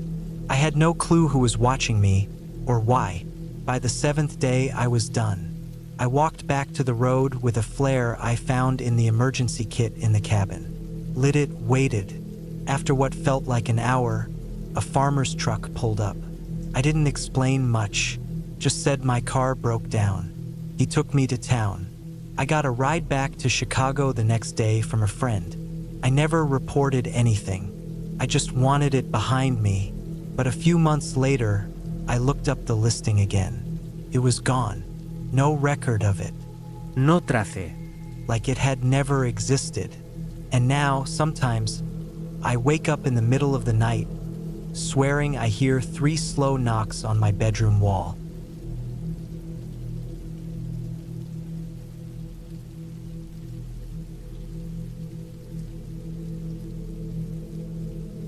It was October 2016. I was 27 years old, and for the first time in my life, I had a few weeks off from my work in Richmond, Virginia.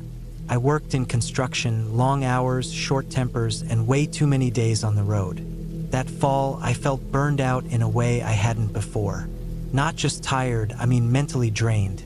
I wasn't sleeping well, wasn't eating right, and honestly didn't feel much like talking to anyone. I knew I needed to get out, alone, and reset.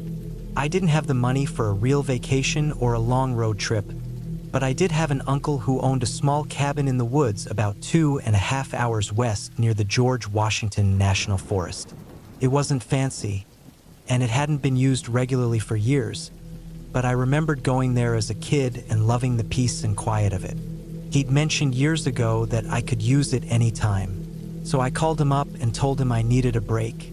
And he said sure, the place was all mine for as long as I wanted. The cabin sat back off an old gravel road, probably 6 or 7 miles from the nearest gas station. No neighbors. No cell phone signal.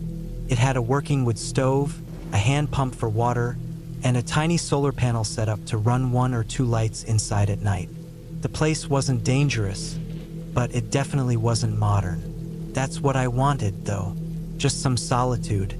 I packed some dry food, tools, my knife, flashlight, hunting rifle, and a few other things and drove out on a Friday morning. The air smelled like wet leaves and pine when I got there.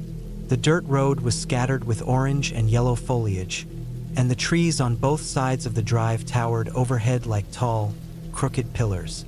It was peaceful, quiet in a way that made your ears ring at first. The cabin itself looked about how I remembered it. Gray wood, metal roof, front porch with a rocking chair that had mostly fallen apart. I parked beside the overgrown path, unloaded, and went inside. Everything was there, dusty but there. Bed frame, kitchen shelf, little table with 2 chairs. A few dead bugs in the sink. I opened a few windows, swept out the cobwebs, stacked some firewood inside, and got settled. That first night, I slept better than I had in months. The next few days passed slowly, but in a good way. I went on hikes up the ridges behind the cabin, followed old deer trails, cooked simple meals over the wood stove, and spent a lot of time just sitting on the porch watching the wind move through the trees. I didn't keep track of the time. I didn't care about the news or my email or my phone. There was something nice about being away from it all.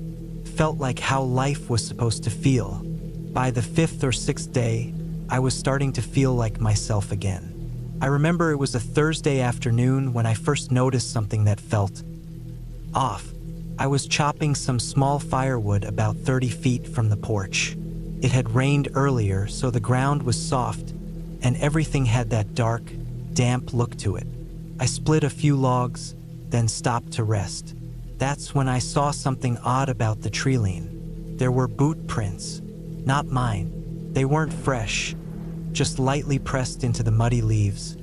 but they were there, leading in from the forest at an angle I hadn't walked in from. They stopped maybe 10 or 15 feet from where I had been working and then turned back the way they came. I squatted down and looked at them closely. Not work boots like mine, more like hiking boots, bigger than my feet too, and deep enough that it wasn't a kid.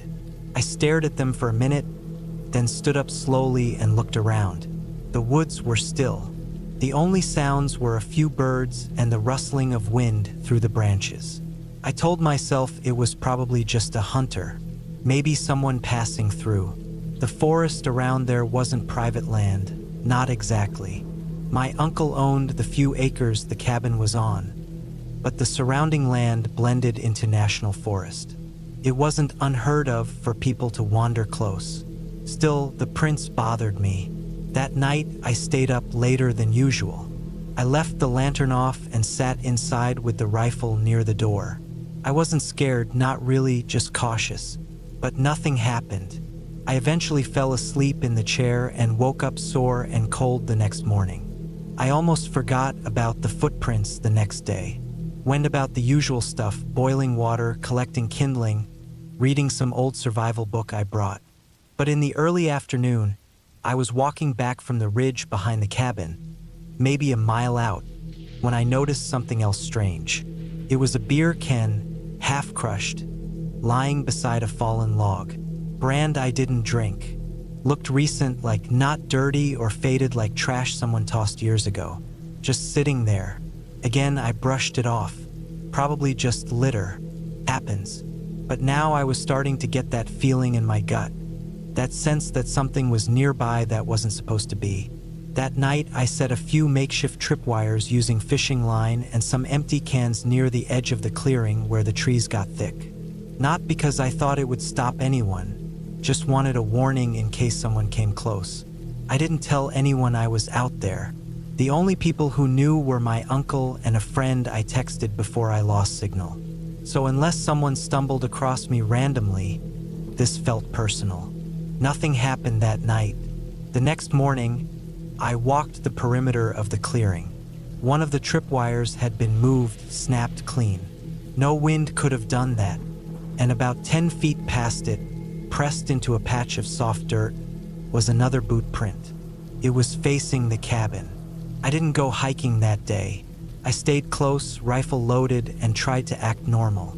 I didn't want to let whoever it was know that I knew.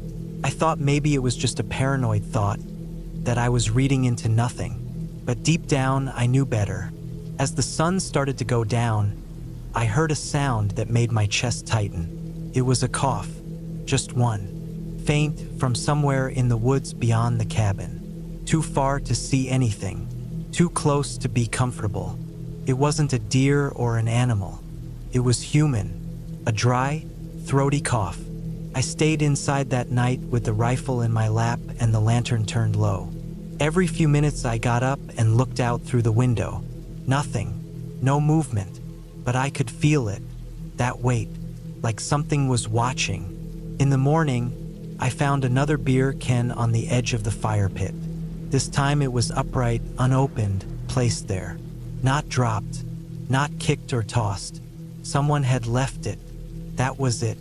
I decided I'd pack up and leave that afternoon. I didn't want to wait around to find out who this was or what they wanted.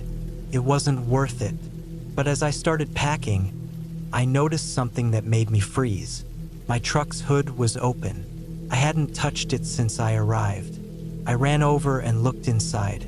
The battery cable was unplugged, but not cut, just cleanly disconnected. Whoever had been watching me had gotten close enough to open the hood and pull the cable. Quietly, without waking me up. They'd done it in the night, maybe even watched me sleeping. I reconnected it, slammed the hood shut, and started the truck. Coughed once, then started. I threw my gear in the bed and took off down the gravel road faster than I should have. I didn't stop until I hit the highway. I called my uncle as soon as I got back into signal range.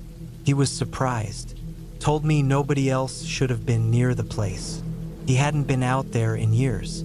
I didn't press him. I just told him to change the locks on the gate, And if he ever wanted to sell the cabin, I wouldn't blame him. It's been years since then. I still don't know who was watching me. Maybe just a drifter. Maybe something worse. I didn't see them, but I felt them. Every night. Every time the trees got quiet. Every time I stepped out onto that porch and looked into the woods, knowing someone was behind those trees, just far enough away not to be seen, but close enough to watch everything I did. I never went back, and I never will.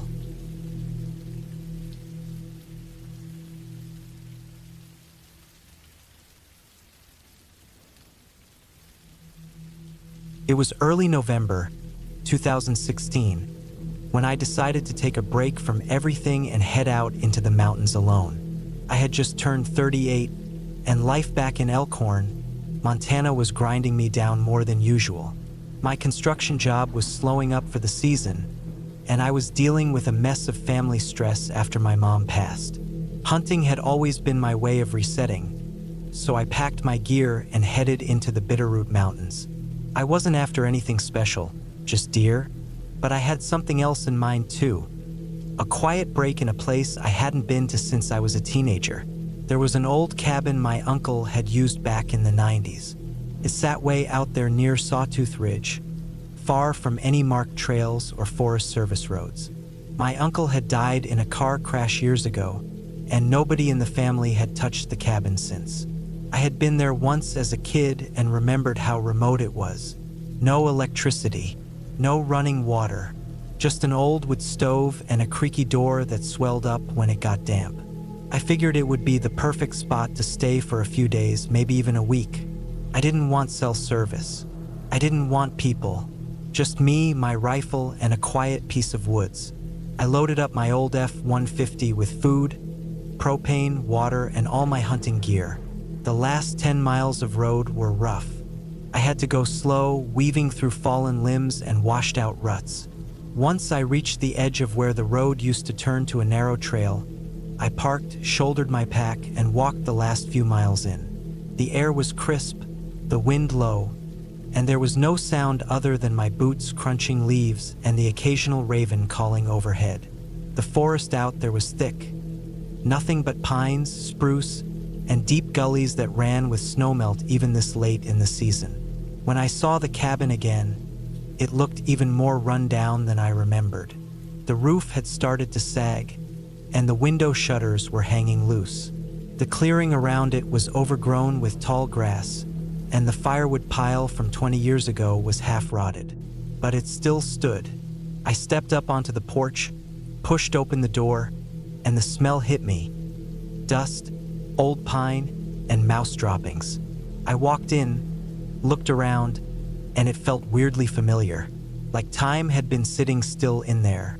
I dropped my gear, opened all the shutters to let in light, and got to work sweeping out leaves and nests. By evening, I had a fire going and my sleeping bag laid out on the cot in the corner. That first night was calm. Too calm. I didn't sleep much. The wind would groan through the trees, and the old cabin creaked like it was still settling into the earth. I kept my rifle close, not because I expected trouble, but just because it felt like the right thing to do. There's something about being that far out from people that wakes up the animal part of your brain. You don't realize how safe you feel in town until you're alone, 20 miles from pavement, surrounded by miles of nothing but wild forest. The next morning, I made coffee on the little propane burner and hiked out east of the cabin. There was an old game trail that ran along the slope of the ridge. I followed it, slow and quiet, rifle in hand, looking for sign. I saw fresh tracks, mule deer. I stayed out until late afternoon and didn't fire a shot. I wasn't in a rush. I came back, made some food, and sat on the porch for a long time just listening. That's when I first heard it. It wasn't much, a short rustling in the brush at the far end of the clearing. I thought maybe it was a deer or a raccoon. I stood up and walked over with my flashlight. Nothing, no movement. I checked the ground and didn't see any fresh tracks. Probably just a rabbit. But then it happened again the next night. Same sound, same spot, just a quick, sharp rustle like something ducked out of sight right when I turned my head. This time, it set me on edge. I didn't go over to check. I just stood there by the door, waiting. But whatever it was didn't show itself. The third day, I went hunting again. Got deeper into the woods. I tracked a buck all morning but lost it down a steep ravine. Around noon, I found something odd. A tree that had been cut, clean through, looked like a chainsaw job. But there was no reason for anyone to be out there. No logs entregues, no treio marquês. Just a single stump with sawdust around it that looked too fresh, like maybe a day or two old. It was strange. I stood there staring at it for a while, trying to make sense of it. I figured maybe some hunter came through and cleared the path, but I hadn't seen any other signs. No boot prints, no shell casings, nothing. I made my way back to the cabin by early evening. The wind had picked up, and a storm was blowing in. The air smelled like wet soil and pine sap. I settled in, lit a couple lanterns, and made a small dinner of beans and jerky.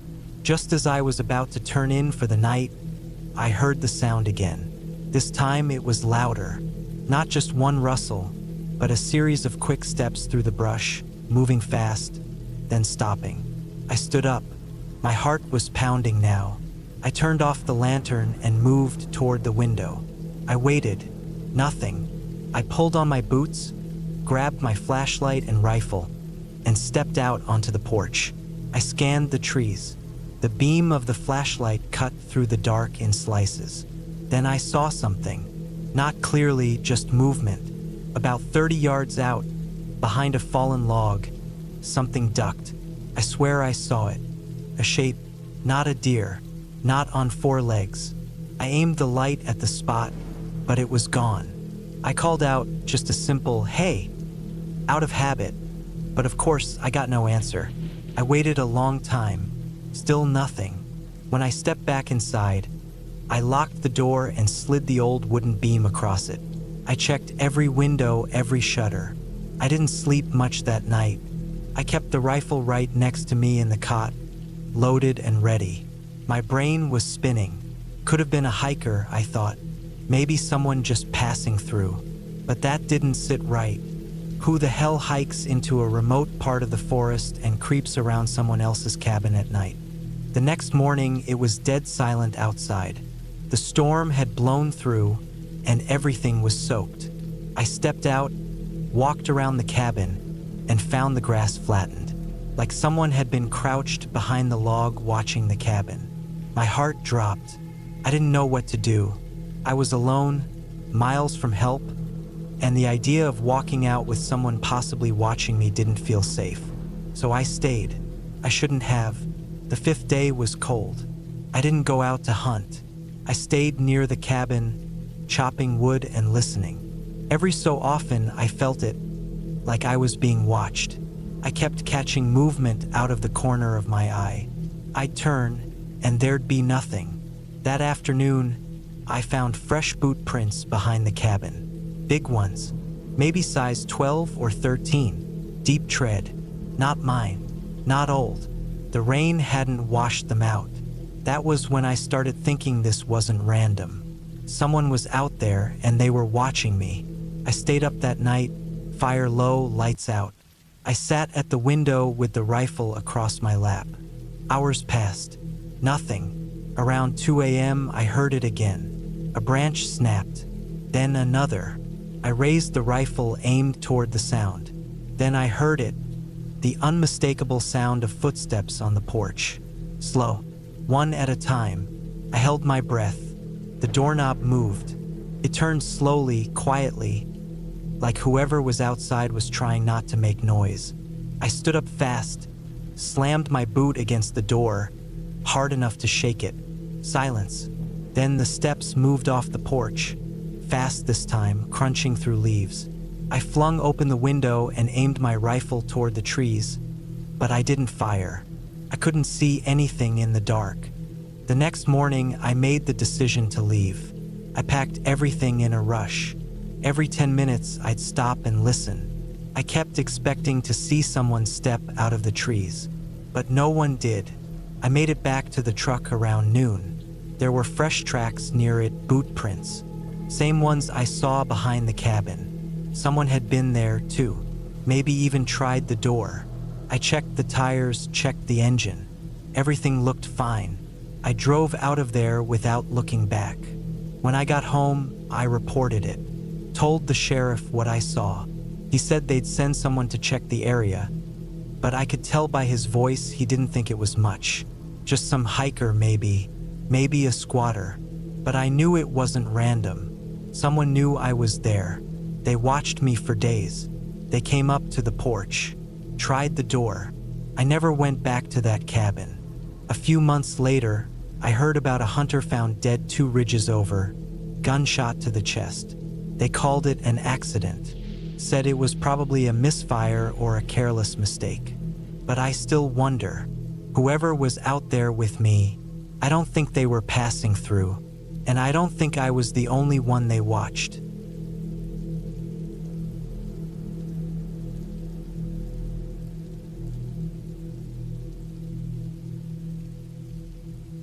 I was 33 when I took a seasonal job as a park ranger in northern Wyoming. It was late August of 2011, and I was burned out from my regular work back in Kansas City, land surveying and environmental inspection for construction sites.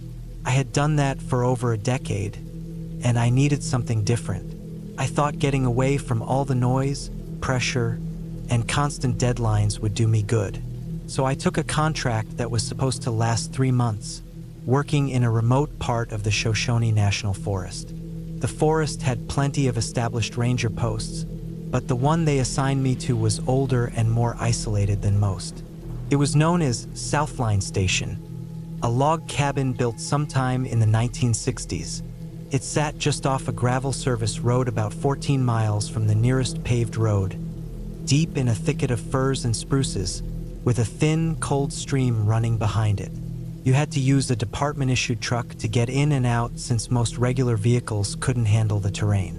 I was told I'd be alone out there, but only for a week or 2 at a time before being rotated back to a main station. I didn't mind the solitude. I grew up hunting, camping, and working in the woods with my uncles, and I liked the quiet. I liked it even more when it rained. Something about a slow, steady downpour on a cabin roof always made me feel settled, safe. But what happened during one of those rainy nights changed how I feel about those things for good. By my 3rd week on duty, I had gotten used to the rhythm of the place. My job was mostly patrolling the surrounding trails, checking in with hikers, logging animal sightings, and maintaining some of the old fire lines that hadn't been used in years. It was lonely, but in a manageable way. I kept a small radio, a satellite phone for emergencies, a shotgun for bears, and a trail bike strapped to the back of the truck in case I needed to travel short distances without using gas. The inside of Southline Station was simple. 1 room, a cot, a small desk, a rusted propane stove, a metal sink that worked off rainwater collection, and a tiny wood-burning stove for heat. There were shelves with faded maps and survival manuals, and a few boxes of canned food that looked like they hadn't been touched in 10 years. There were no cameras, no internet, and no cell signal. Just a wall-mounted weather radio, a long-range transceiver for dispatch, and a logbook that rangers were supposed to update each day. I stayed on top of my reports, filled out the log, and kept track of anything unusual. Most days were quiet. A few elk moving through, a black bear sniffing around an empty food locker, some trash left behind by careless campers. Then came the 3rd Friday night. It had rained off and on all day.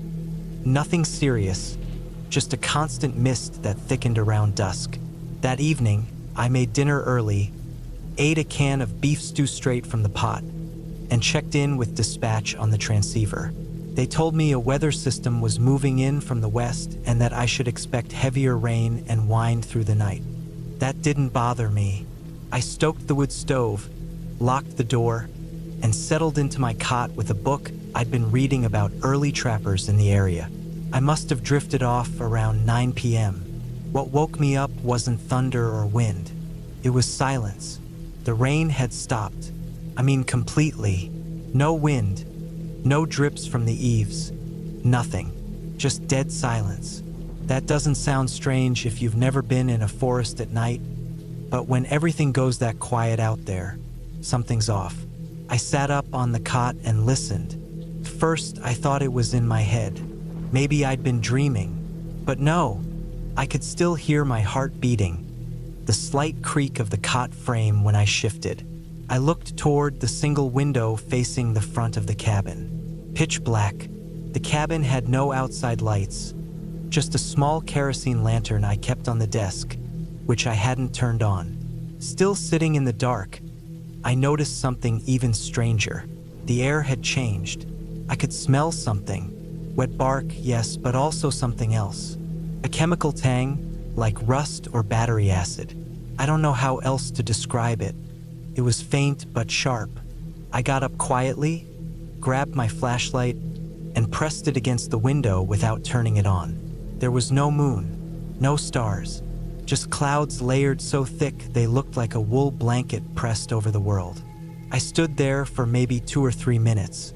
Then I heard it, a low, dragging sound, faint, but just loud enough to make my stomach tighten.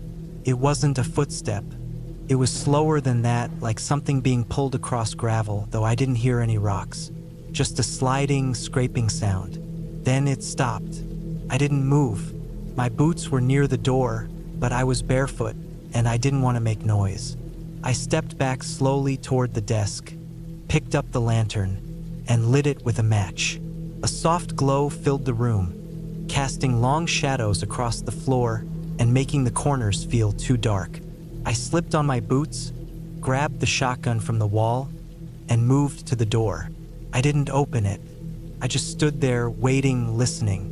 Then it started again, the dragging, but this time it was closer, maybe 20 feet away. My heart was beating so hard it hurt. I eased the barrel of the shotgun into my left hand and used my right to slide the lock on the door. I didn't open it. I waited another minute. Then I backed away from the door and killed the lantern. The room went dark again, but I didn't want to be a target.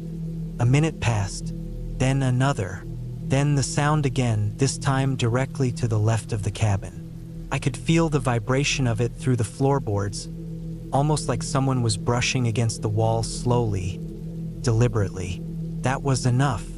I moved toward the back of the cabin and opened the trapdoor that led to the tiny crawl space. It was a maintenance area not meant for hiding, but it was the only place I could go without being visible through the window.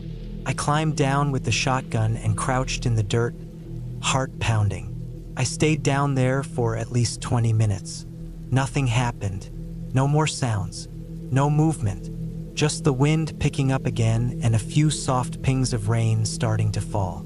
When I climbed back up, I left the lantern off and stayed in the dark for the rest of the night.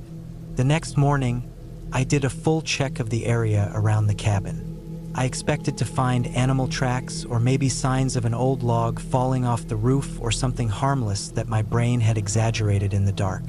But I found nothing like that. What I found were 3 long, shallow grooves in the wet dirt about 15 feet from the front door. Parallel, spaced like the width of a person's shoulders, but too long and too even to be from feet. They looked like someone had dragged 2 planks of wood through the mud with a chain. But there were no tracks, no boot prints, no animal prints, nothing leading in or out of the area. Just those 3 lines running about 6 feet long, and then stopping like whatever made them had simply vanished. I flagged it in the log, but I didn't report it on the radio. I wasn't even sure what I'd say. Over the next 2 weeks, I didn't sleep right. I kept the shotgun close and checked the perimeter every morning. It rained almost every night, but nothing else happened. Then, 2 days before I was supposed to rotate out, I found something that made me leave early. It was another ranger's badge, half buried in a soft patch of moss behind the cabin. The name had been scratched off. I dug around the area and found a torn piece of green uniform fabric clinging to a tree root. That was it. I packed up that afternoon, drove to the main station early, and told them I needed to be reassigned or let go. I didn't tell them what I'd found, just said I wasn't feeling right and needed to head home. I never went back. I don't know who the badge belonged to. I don't know what made that sound in the dark. But something wasn't right out there, and I can't forget how quiet the forest got that night. Sometimes, back home, I'll be lying in bed and hear the rain on the roof. It should be comforting. But if it ever stops suddenly, just like that, dead silent, I get up, I check the locks, I make sure every door is shut tight, because I've learned something from that cabin. When nature goes quiet, you should listen, and maybe you shouldn't wait to find out why.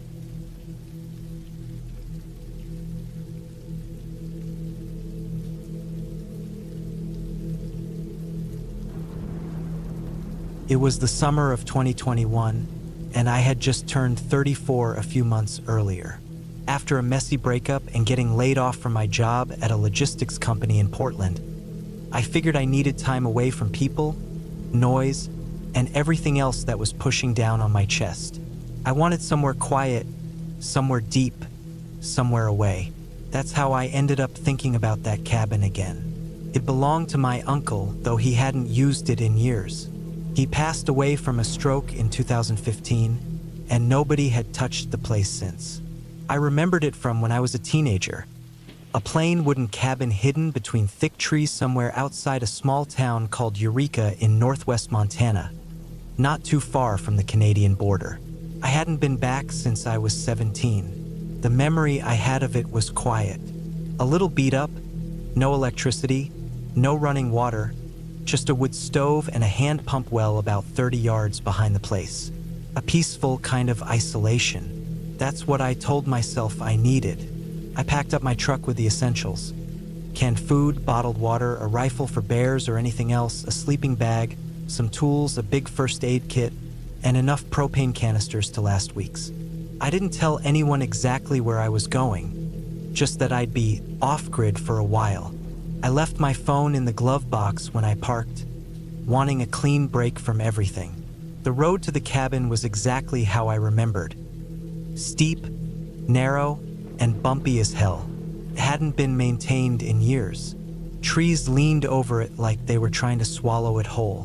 When I reached the clearing where the cabin stood, I sat in the truck a while and just looked at it. The place looked worse than I remembered.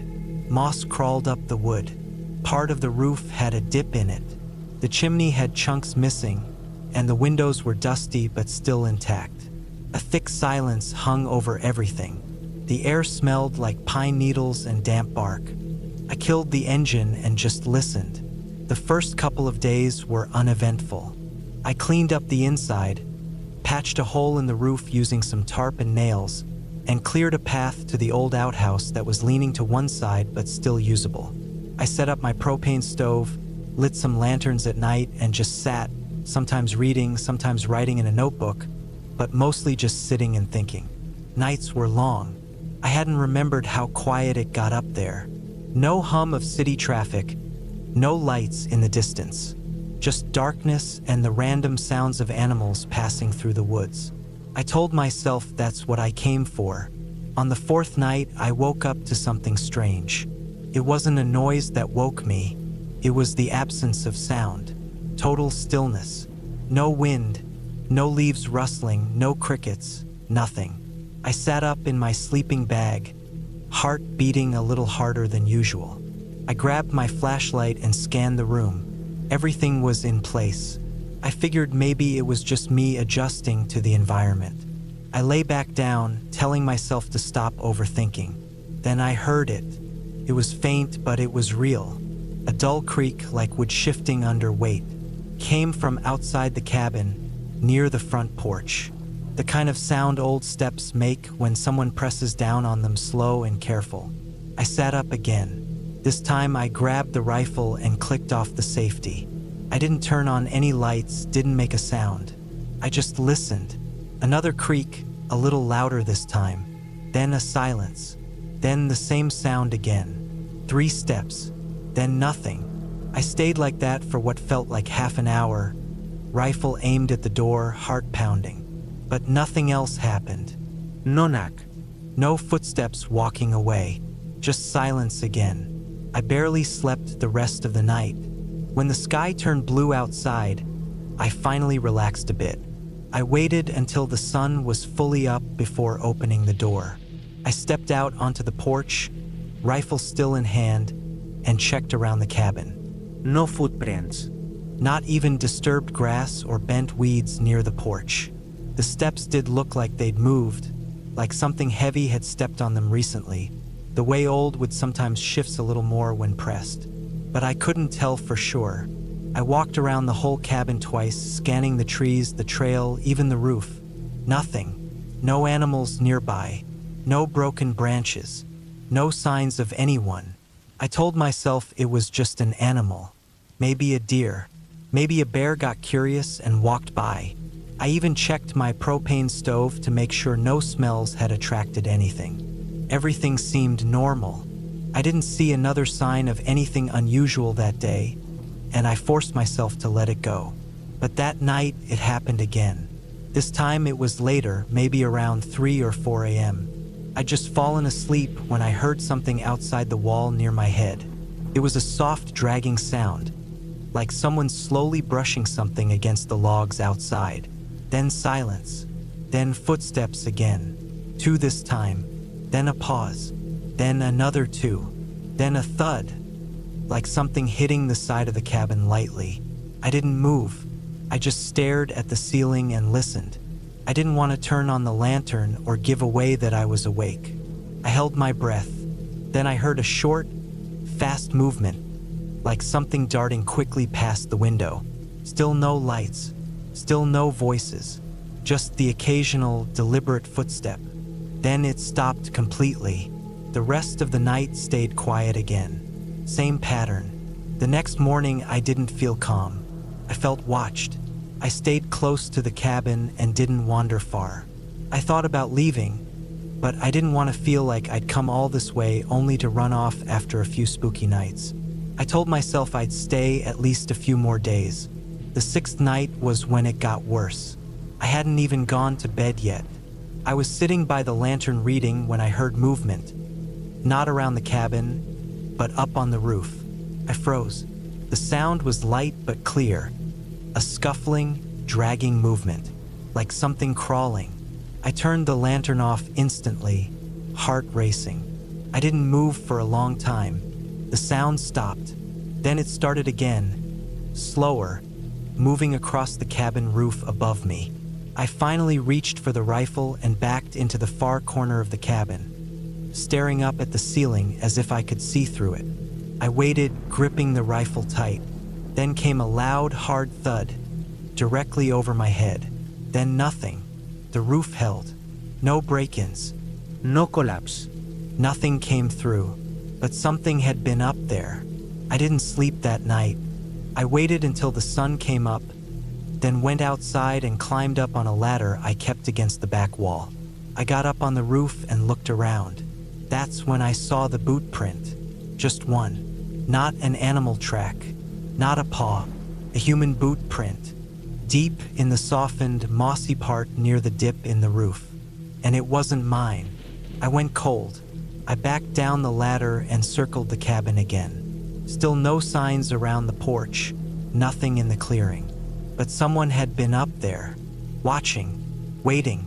I decided to leave the next day. I couldn't think straight. My chest felt tight constantly. I packed most of my stuff and loaded it into the truck that afternoon. I didn't care about finishing my break anymore. I just wanted out. That night, I stayed inside with everything ready to go at dawn. At around 2 a.m., I heard something scrape the side of the cabin. Not slow this time. Fast. Then something banged hard against the wall behind me. Then again. Not footsteps. Full-on bangs, like someone slamming into the walls from the outside. I jumped to my feet, holding the rifle. I didn't turn on the light. I moved to the back of the cabin, heart thudding, trying to watch every wall and every window at once. Then something hit the front door. Hard. I didn't wait. I threw my backpack over my shoulder, grabbed the keys, and bolted through the back door. I didn't look back. I sprinted across the clearing, climbed into the truck, and gunned it down the trail, headlights slicing through the trees. My heart didn't stop racing until I hit the main gravel road, and even then it felt like my chest was going to explode. I drove all the way back to town without stopping. Didn't even care about the gas gauge. When I finally hit Eureka around sunrise, I pulled into a diner parking lot and just sat there, hands shaking on the wheel. I never went back to that cabin. A few months later, I got a call from a cousin who still lived in Montana. He told me someone had tried to break into a few remote cabins north of town. Someone living out in the woods, totally off-grid, paranoid, dangerous. They hadn't caught the guy yet, but there were rumors. Hikers had reported strange things. Some said they found campsites torn apart or cabins broken into. A few found little things left behind, food missing, footprints near tents, strange tools. When I heard that, I knew I hadn't imagined it. I still think about that boot print on the roof. How long that person had been watching. How close they'd gotten. Why they didn't come inside. Why they waited so long. Maybe they didn't want to hurt me. Maybe they just liked watching. Either way, I was lucky I left when I did. And I'll never set foot in that part of the woods again.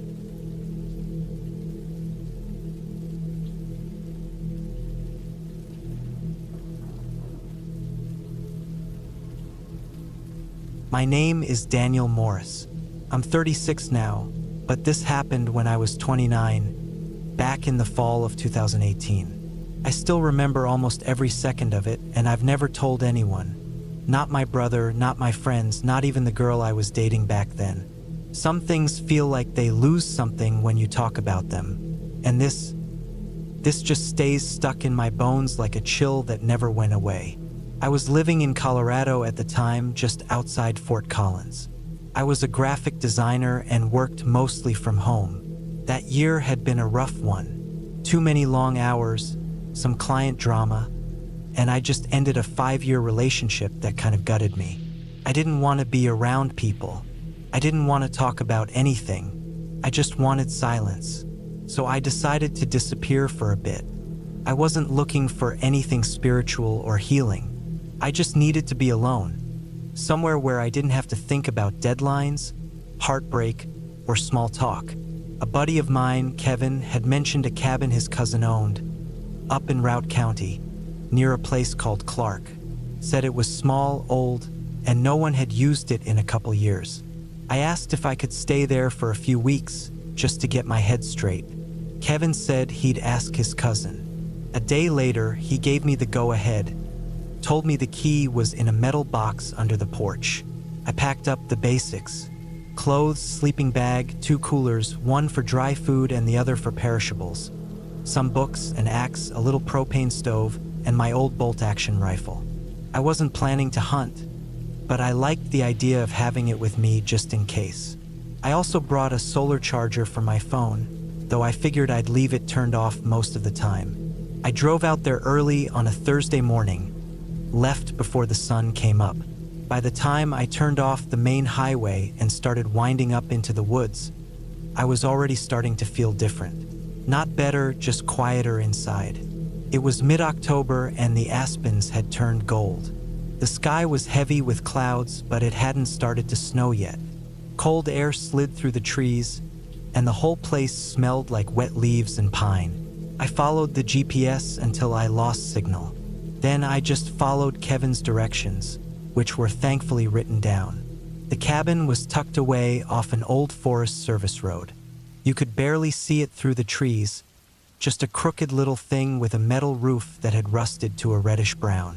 It looked like it had once been a hunting cabin, nothing fancy. Just a one-room setup with a wood stove, a small cot, a table, and a chair. The windows were cloudy and one of them was cracked, but the place was dry inside and didn't smell too bad. Mice had definitely lived there, but it looked like they'd moved out. I got settled that first day, chopped some wood from the pile out back, swept the floor, set up the cot with my sleeping bag, and stacked all my gear near the door. I found some old hunting magazines in a crate, yellowed and brittle.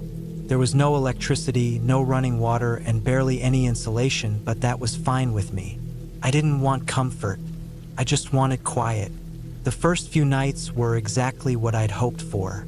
Cold, peaceful, uneventful. I spent my days reading, walking through the woods, writing in a notebook, and thinking. I didn't check my phone, didn't talk to anyone. I cooked over the stove and listened to the wind. On the fourth day, something changed. Started small. I was walking along a creek, maybe a mile from the cabin, just before sunset, when I saw something up on a ridge across the water. I thought it was a deer at first, just standing there, but it didn't move. It didn't twitch its ears or shift its weight. It was too tall for a deer. I squinted, trying to make it out, but the light was low and the trees cast long shadows. I stood there for a few minutes, waiting for it to move or run off. Nothing. It just stood still. Finally, I turned around and made my way back to the cabin before it got dark. I told myself it was probably just a tree stump or maybe a person. Hunters were sometimes out there, though I hadn't seen a single vehicle since I'd arrived. Still, I locked the cabin door that night. It was just a sliding latch, but it made me feel a little better. The next morning, I found tracks near the cabin. Not boot prints, bare feet. 2 of them, leading from the tree line to the edge of the porch. They were deep enough to show toes and a heel. Whoever it was had been standing there just outside the door, probably during the night. I bent down, touched the soil. It had rained lightly the day before, and the mud was still damp. The prints were fresh. I stood up slowly and looked out into the trees. Nothing moved. No sound. Just the cold and that low rustling of leaves. I told myself it could have been a hiker, maybe lost, maybe drunk. But deep down, I didn't believe that. The tracks were too deliberate, too clean. Whoever it was had walked up barefoot and stood at my door, then walked away. That was it. I kept the rifle close that day. Didn't leave the cabin. I stayed inside and watched the woods through the cracked window. I didn't see anyone. That night, I didn't sleep much. Every sound outside made my skin crawl. The wind tapping a branch against the wall, the shifting of the roof in the cold. It all sounded like footsteps. Around 3 in the morning, I heard something, a soft thump on the porch. Then nothing. I got up slowly, loaded the rifle, and waited. I didn't open the door. I didn't look outside. I just stood there until the sun started to rise. When I finally stepped out, there was nothing. No prints, no marks, nothing moved. But from that day on, I never really relaxed. I kept the rifle within reach at all times. I stopped walking into the woods. I stopped writing. My stomach was always tight. I was jumpy, paranoid, but I didn't leave. I don't know why. Maybe I felt like if I ran, I was letting the fear win. On the 8th night, things got worse. I had just finished eating and was sitting in the chair by the wood stove when I heard a loud crack in the woods behind the cabin. It wasn't an animal. It was the sound of something heavy stepping on a branch. Then I heard another one, closer. I turned off the lantern and waited. The fire in the stove glowed, but it was dim. I crouched near the cot, listening. Then I heard the footsteps again, this time circling around the side of the cabin. Slow, heavy. I didn't breathe. Then it stopped. 10 minutes went by, then 20. Suddenly, something slammed against the back wall of the cabin. Not a knock, not a scratch, a slam, like a body hitting the boards. Then nothing. I didn't sleep that night. The next morning, I checked outside. Again, no tracks, no blood, no marks, just silence. I felt sick. I had chills that wouldn't go away even by the fire. I started packing. I figured I'd leave the next day. I'd had enough. But that night, something new happened. I woke up around midnight to the sound of the door creaking. The latch had been forced open. I hadn't heard anyone approach. I grabbed the rifle and sat up. The door slowly opened halfway, then stopped. Nothing came in. I aimed the rifle at the gap and waited. I could see the edge of the porch, the dark trees beyond it. Then I saw something move. A hand. It slowly gripped the edge of the door and held it. But it didn't push it open. It just held it. I didn't move. I didn't blink. Then, after what felt like forever, the hand let go. The door swung slightly in the breeze. I jumped up, rushed forward, and slammed it shut, latched it, wedged a chair under the handle. Then I sat there until sunrise. That morning, I didn't waste time. I grabbed my gear, loaded everything into the truck, and got the hell out of there. I didn't look back. The drive down the mountain felt like leaving a nightmare. My hands were shaking on the wheel the whole way. When I hit the main road, I pulled over and cried. Not because I was scared, but because I'd held it all in for too long. I never told Kevin what happened, never asked to go back. A month later, I heard from someone that his cousin had sold the property. I sometimes think about what happened out there. I don't think it was a ghost or anything supernatural. It was someone who lives out there or watches people who come up into those woods. I don't know what they wanted. Maybe they were just playing with me. Maybe it would have ended worse if I stayed. But I learned something important. Nature doesn't care about you, and sometimes people don't either. I haven't been back to the mountains since. I still live in Colorado, but I stay close to town. I still like the quiet, but I don't go looking for it in the woods anymore. I don't need to.